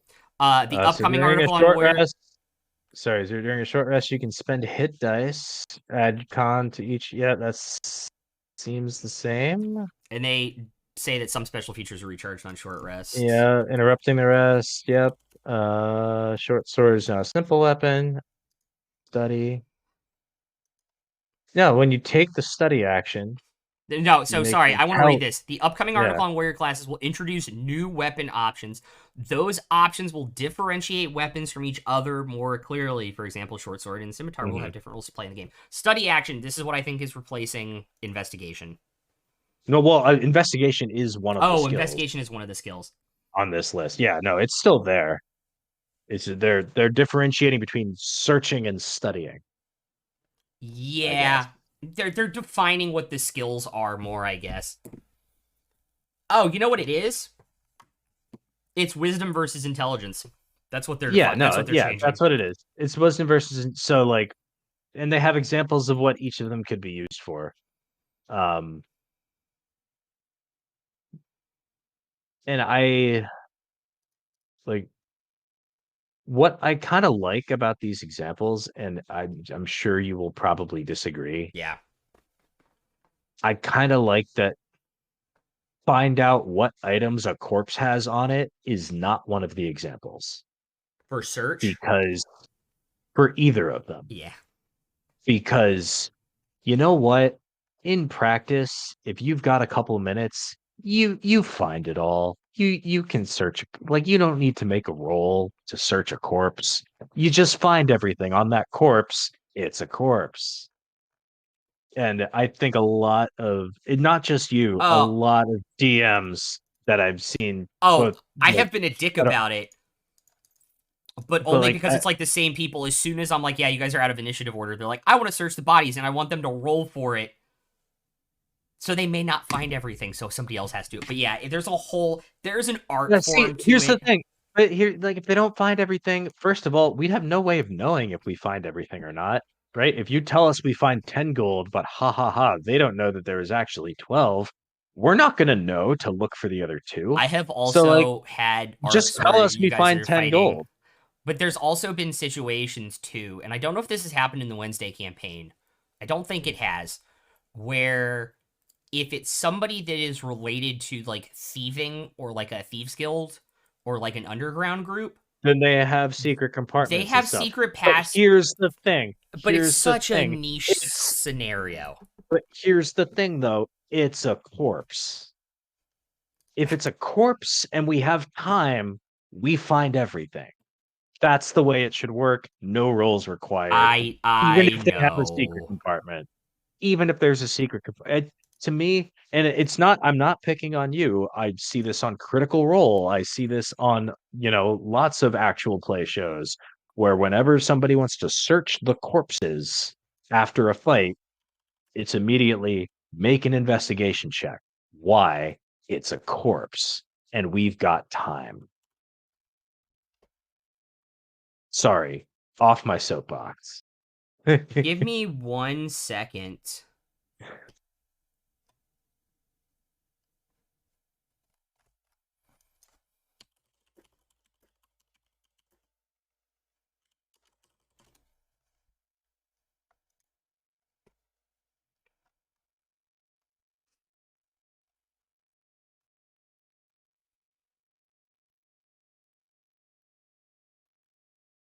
Yo, that's a really good. Sorry, the MCU just announced a casting like officially, and I'm really really Oh, excited for it. Stephen Yuan from The Walking Dead has uh-huh. been cast as Amadeus Cho in the Thunderbolts. All right. I none of what you said meant anything to me. Amadeus Cho is the totally awesome Hulk in the Cool. comics. I look forward to seeing totally awesome things I at the love it. movies. Yeah, because everybody. Anyway, anywho. Swim speed is the same. Yep. They kind of spell out what telepathy Telepathy is is, more which great. which is which I think is fine because in fifth edition, every single feature that granted telepathy had to spell out exactly what it did and how it worked, and they were all slightly different, which was annoying. Um, Teleportation, same kind of thing. We don't need to spell out exactly what every single teleporty feature does. If there's just a rule for it, then we get to say you can teleport. And that's all we need to say. Yeah. Nope. Absolutely. And Absolutely. instead of Misty Step needing to spell out exactly what it does, and then Dimension Door spelling out exactly what it does, and then the Shadow Archives racial feature spelling out exactly what it Is the does. Like all of teleportation them, feature, all of them whatever. need to do that. Okay, And, tool proficiency. You can add your proficiency bonus to any ability check you make with that tool. If you have proficiency in the skill, it's also used with that check. You have advantage on the check too, which means you can benefit from both a skill and a yep. tool proficiency in the same ability. I have a really weird So the feeling we're Xanathars, getting yeah. what So the Xanathar's rules are just the default rules now. we are getting more. I think we're gonna get more DM's tools too. I think the DMG is gonna be thick, to be honest, with what they're Yeah. doing with some of these Yeah, things, like you want it to be mainlining you want it to Xanathars. be a nice thick boy. Yeah, I want to be a thick boy. Yeah. Thick boy. Damn, that boy is Uh, still my favorite vine. Damn, that boy is uh, thick. Creature with tremor sense can the pinpoint tremor sense, yeah. objects and moving creatures within range, provided the creature with tremor sense and anything it's detecting are both in contact with the same surface, ground, wall, or ceiling. Cool. Or the same Yeah. liquid. Tremor sense can't detect creatures or objects in the air, and it doesn't count as a form of sight. Yeah. True sight. And then Yep. Normal magical darkness, can see invisibility, visual illusions, transformations, and into the ethereal plane. The one thing I wish they would include here is a few examples of what True Sight does not cover. Because crucially, True Sight does not recover like mundane, like non-illusory obscurement. So, for example, True Sight cannot see through a fog cloud, Yes. and that's not apparent or obvious from reading a description of True Sight. It looks like it's just everything. Mm-hmm. But I think they'd be very well served by including some examples of what True Sight cannot see through. And also, I don't even though this is a thing that existed in Alaris, I don't think it came up in the Monday campaign. Some of the things like that are why the Mages Guild invented Mage Sight. Like they just had their own like True Sight thing that they could do. Yeah, like True That's Sight and Blind Sight in one. Like if you're in a fog cloud, Blind Sight is way better than True Sight. yeah, and True essentially Sight it does was nothing, and Blind Sight does everything. it saw through magical it could see through magical and non-magical um uh obscurements and I had it somewhere, I'm not going to open it up. But the other Yeah. thing it could do is if they rolled really high on a perception check, and I think the DC was like 24 because the Mages Guild were just like ridiculous, right? Hmm.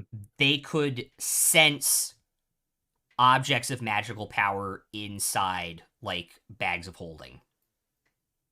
They couldn't know what it was, but they knew that there Yeah. were other magical items inside of it. Yeah.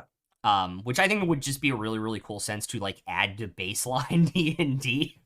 Yeah, I think it would be a cool sense to have like maybe you call it like plain sight, where like you can't necessarily see into other planes. That would be kind of absurd. But you can see, you can sort of like a detect magic type ability, you can detect where there is a planar rift, right? Where is there a path into another plane? Whether it's a big portal or even a bag of holding would trigger that, or a rope trick would trigger that. That that would be a neat thing to have in the game. Yeah. So like he the infamous Yeah. one, and I think this is actually uploaded on YouTube. The party on the original Friday campaign, Vitracones, Raynon, who was the head of the Mages Guild at the time, not Mage Emperor Raynon, sensed the Shard of Tiamat through the bag of holding and freaked Hmm. all of them out. He's like, yeah, you should not have that. But anyway, unarmed strikes got changed again. Yeah. I like this change that they've. This is similar to what they've published in the past. I'm pretty sure that Yes. like you make an unarmed strike, you make the attack roll, And then you get to pick. uh, or sorry, no.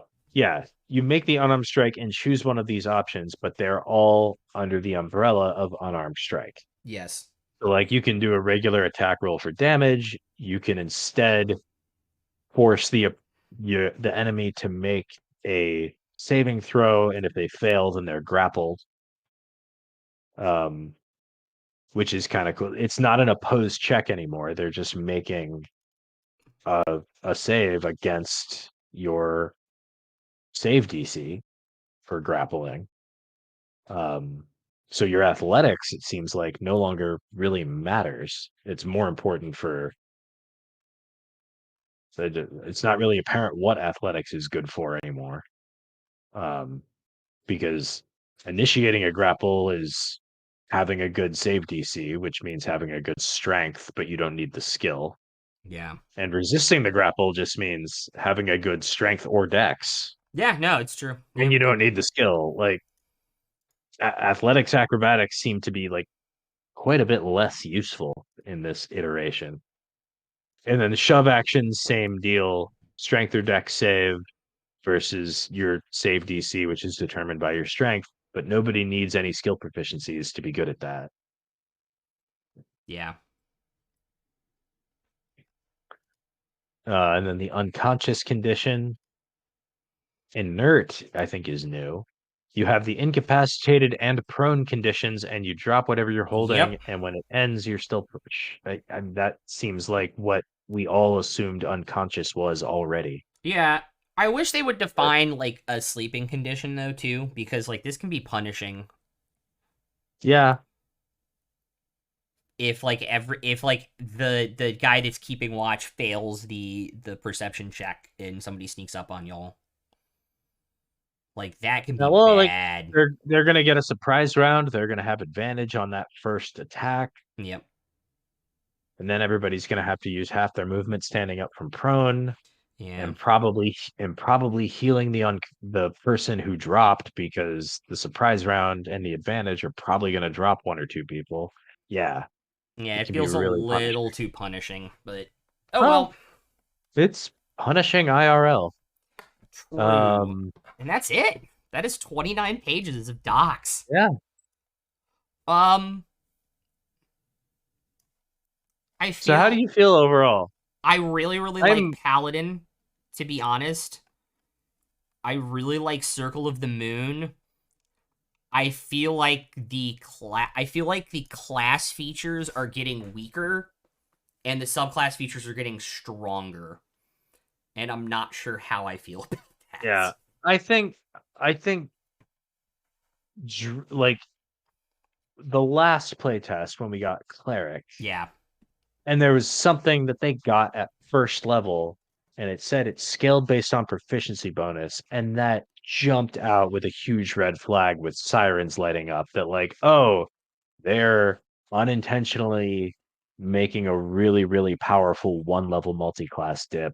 This is a problem. And they got a ton of Um, feedback saying that exact they got thing. a ton of feedback of it, and they seem to have fixed it. And to their credit, I don't think I saw anything nearly that egregious in here. Oh yeah, Um, absolutely.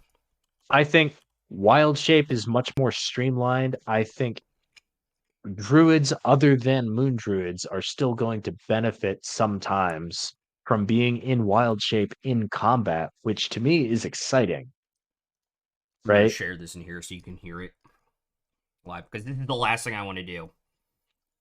Is I want to, but yeah.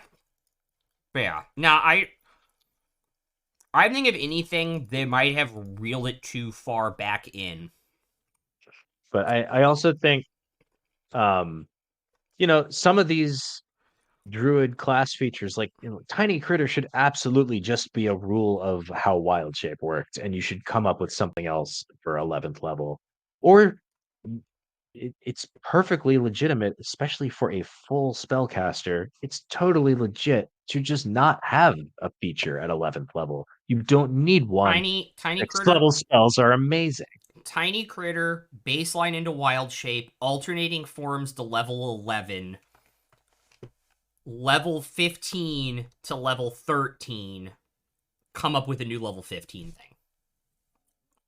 That's I would my thing. say That's my thought. alternating I would say alternating forms could just be a baseline rule of wild shape if it took like a minute instead of a bonus action. Have it take a minute instead of a bonus action to come out of your wild shape, and then you have like 1 minute before you have to get back in or else you lose it.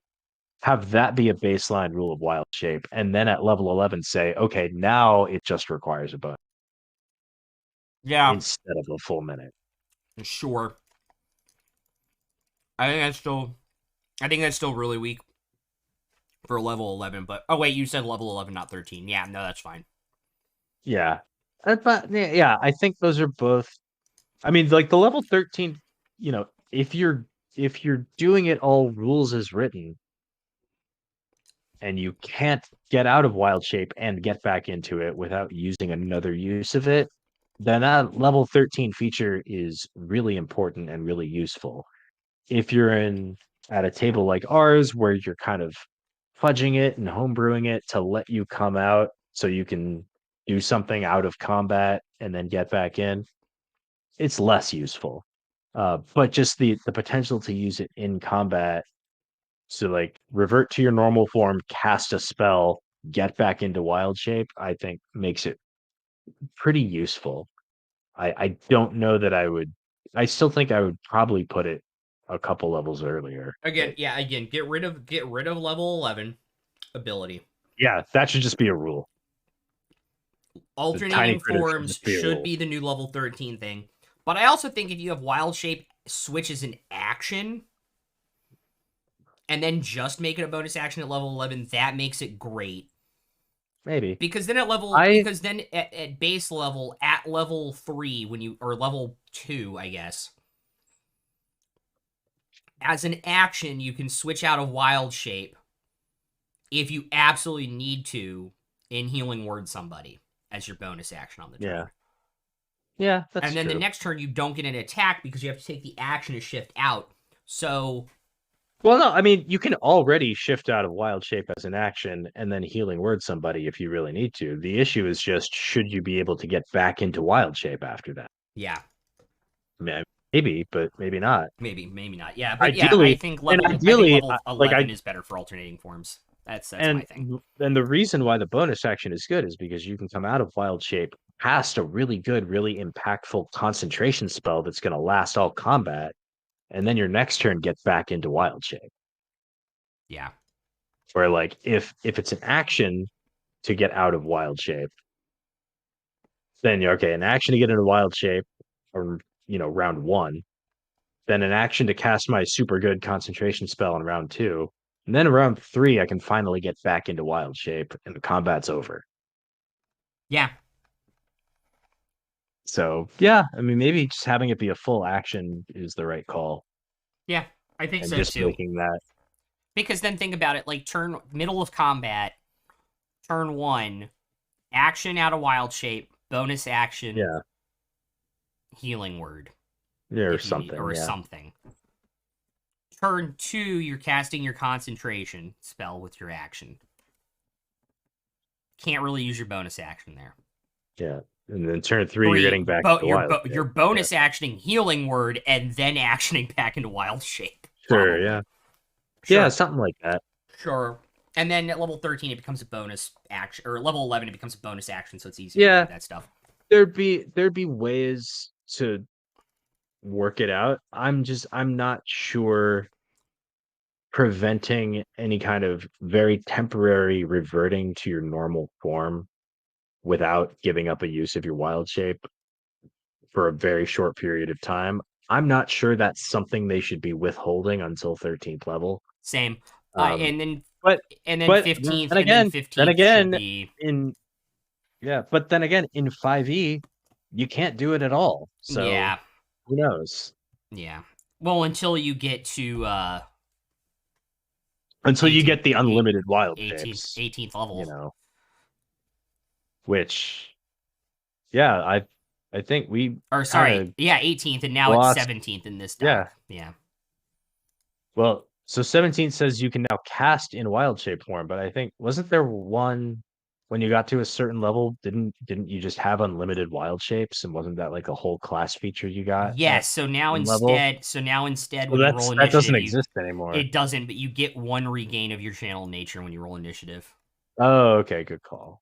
Yeah. Yeah. Which fine. Yeah. And yeah.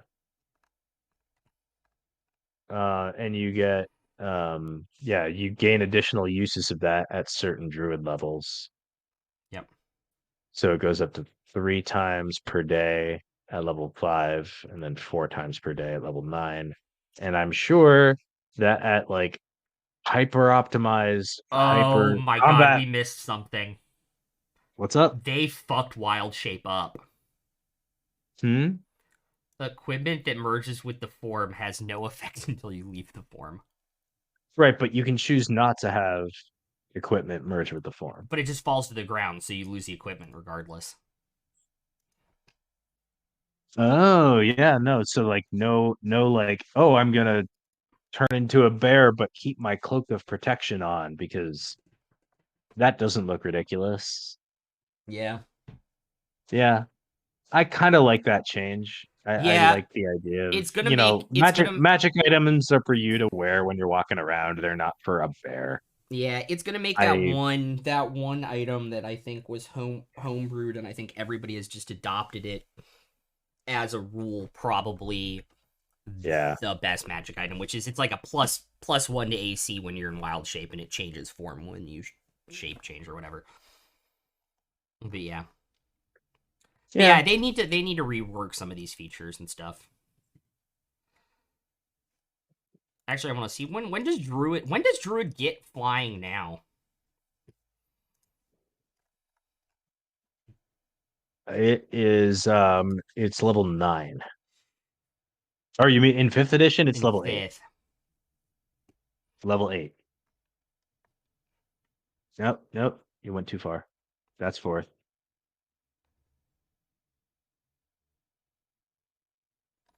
No, it's in Or wild not, yeah, shape. yeah. Yeah. Yeah, yeah, it's the table in wild shape. Yeah, 8, and then you can change no flying speed.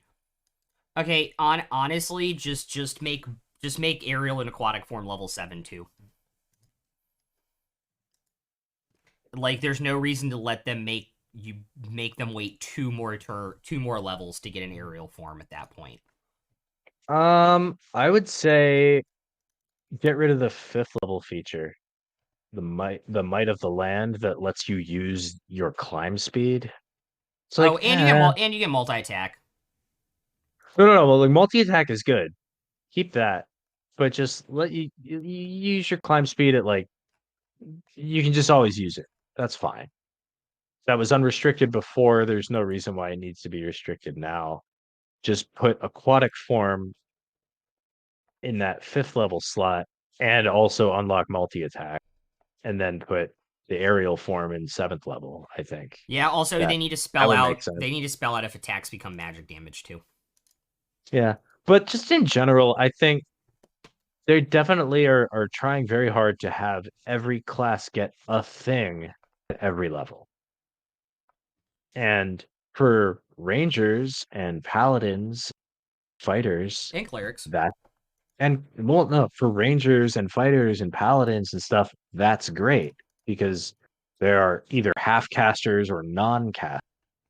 So yeah, they get cool features instead every single level. For druids and clerics, though, I think that like they really feel like they need to put a thing at every level when some of the things they're putting in those slots are just not ready for prime time. And really, the main benefit you're getting at those levels is, at 11th level, I don't care about tiny critter. I care about 6th level spells. 6th level spells are amazing. You Yeah. don't necessarily need to have like a feature there from the druid class. You get 6th level spells. That's your feature. That's what makes this class good. And I just think, It's you it's know, under it's underpowered because they wanted to put something at every single level. I think if they combine some of these and maybe add a couple new ones, yeah, sure. maybe. But I think we're there. like, and I just don't think like, No, and a lot of actually, I the just thought of a stuff, better way to a say this. lot, a lot of the stuff in here also seems geared toward wild shape, which it does seem like more druids are going to be, other than just moon druids, are going to be able to take advantage of now. But I think like, hey, like guys, remember, Druid's a full spellcaster. You should Hot be able take. to do it So hot without take. wild shaping if you want. So I thought of a Like better way to say this. I love every single feature the druids get. It feels like they're getting them 2 to 3 levels too late. maybe, Secondarily, when you said maybe they'll get more benefits in wild shape, it just freaking hit me with what they did with abjuration spells and moon druid.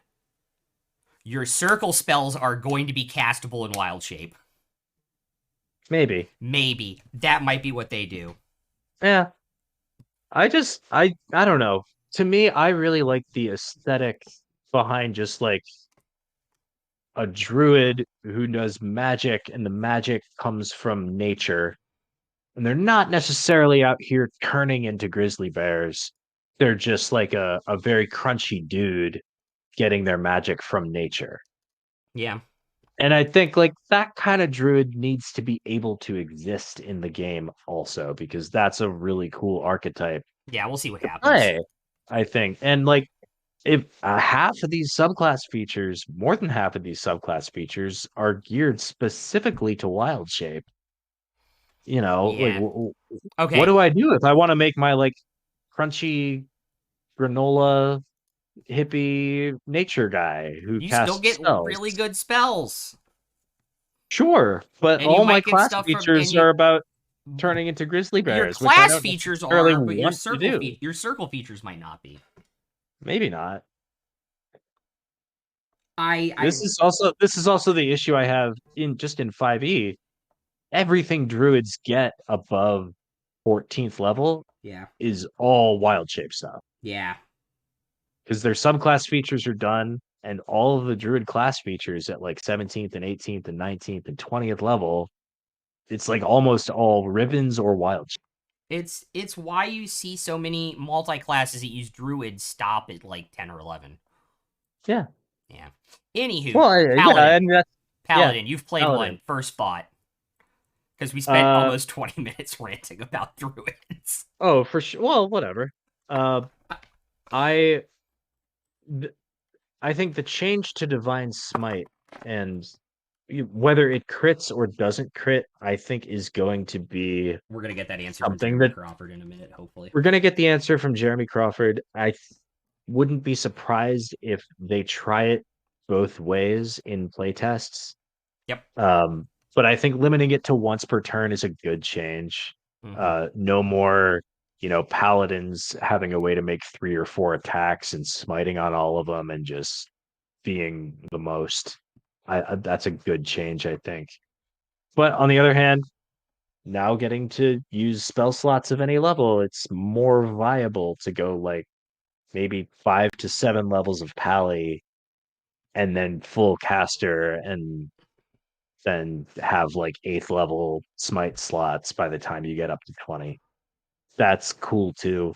Um, Unlimited find or like a free find steed and the find steed spell looks so much fun with all the new stuff they added to it. Um, Yeah, the yeah, actual spell smites are now a legitimate decision you have to make between Divine Smite and your Smite. Because you can't yeah, use it on the same turn you cast a spell you now. you can't do them both on the same turn, which to me, like I wasn't super in love with any of the smite spells, at least the lower level ones. When Yeah. I was playing a paladin, it was always just like, oh, like, yeah, I can make them make a save or be frightened, but I'm pretty sure that enemy's immune to the frightened condition. And even if you weren't, I'm pretty sure they're going to make the save. And I don't know. I'd rather just do more damage. And that's just kind of the bucket I found myself falling into Yeah. pretty often was just like, eh, yeah, but they might make the save, in which case, like, I just did less damage and paid a spell slot to do it. I'll just Divine Smite. It's easier, and then I don't have to worry about preparing those smite spells, and I can prepare other good spells instead. And I don't know that they completely solved that problem.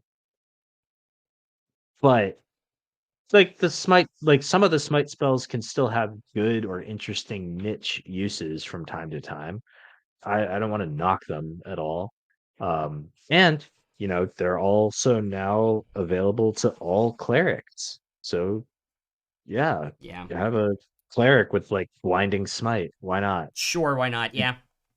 All right, let's see if we get our answer in the Paladin video real quick. All right, I'm gonna head out, Have a but good day. Thank you. yeah, nice Go talking to spend you. a Have a good day, 3 everybody. hours.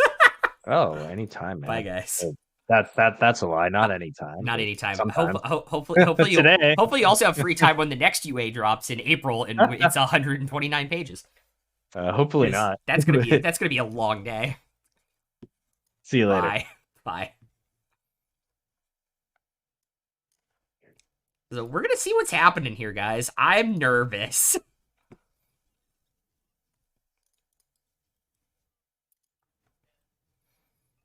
I'm nervous.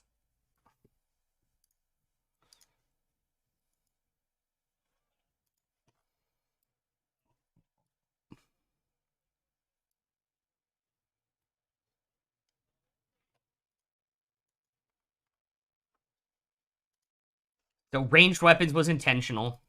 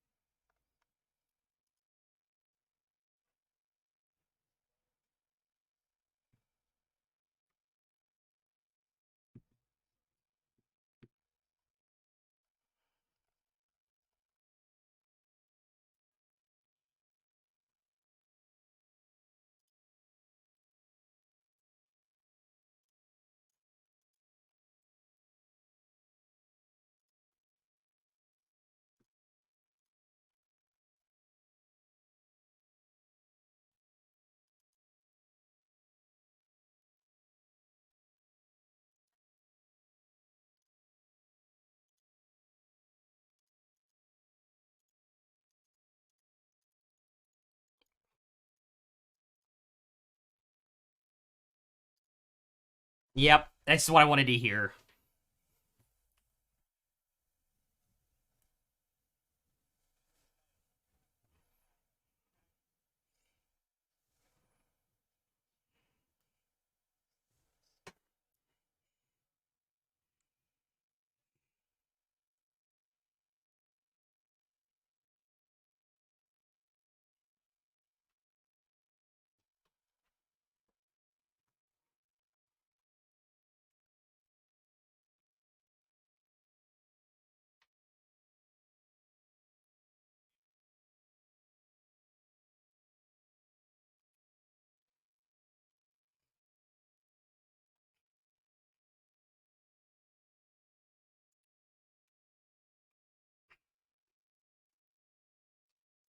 Okay, so didn't specify if it could crit or not. We need an answer on that. They still don't have an answer on critical hits. So I'm not surprised because we didn't get a rule on critical hits since they said they were dropping the other system. All right, guys, it's 3 hours and 5 minutes. I was planning on this taking like an hour and a half. So that did not work. But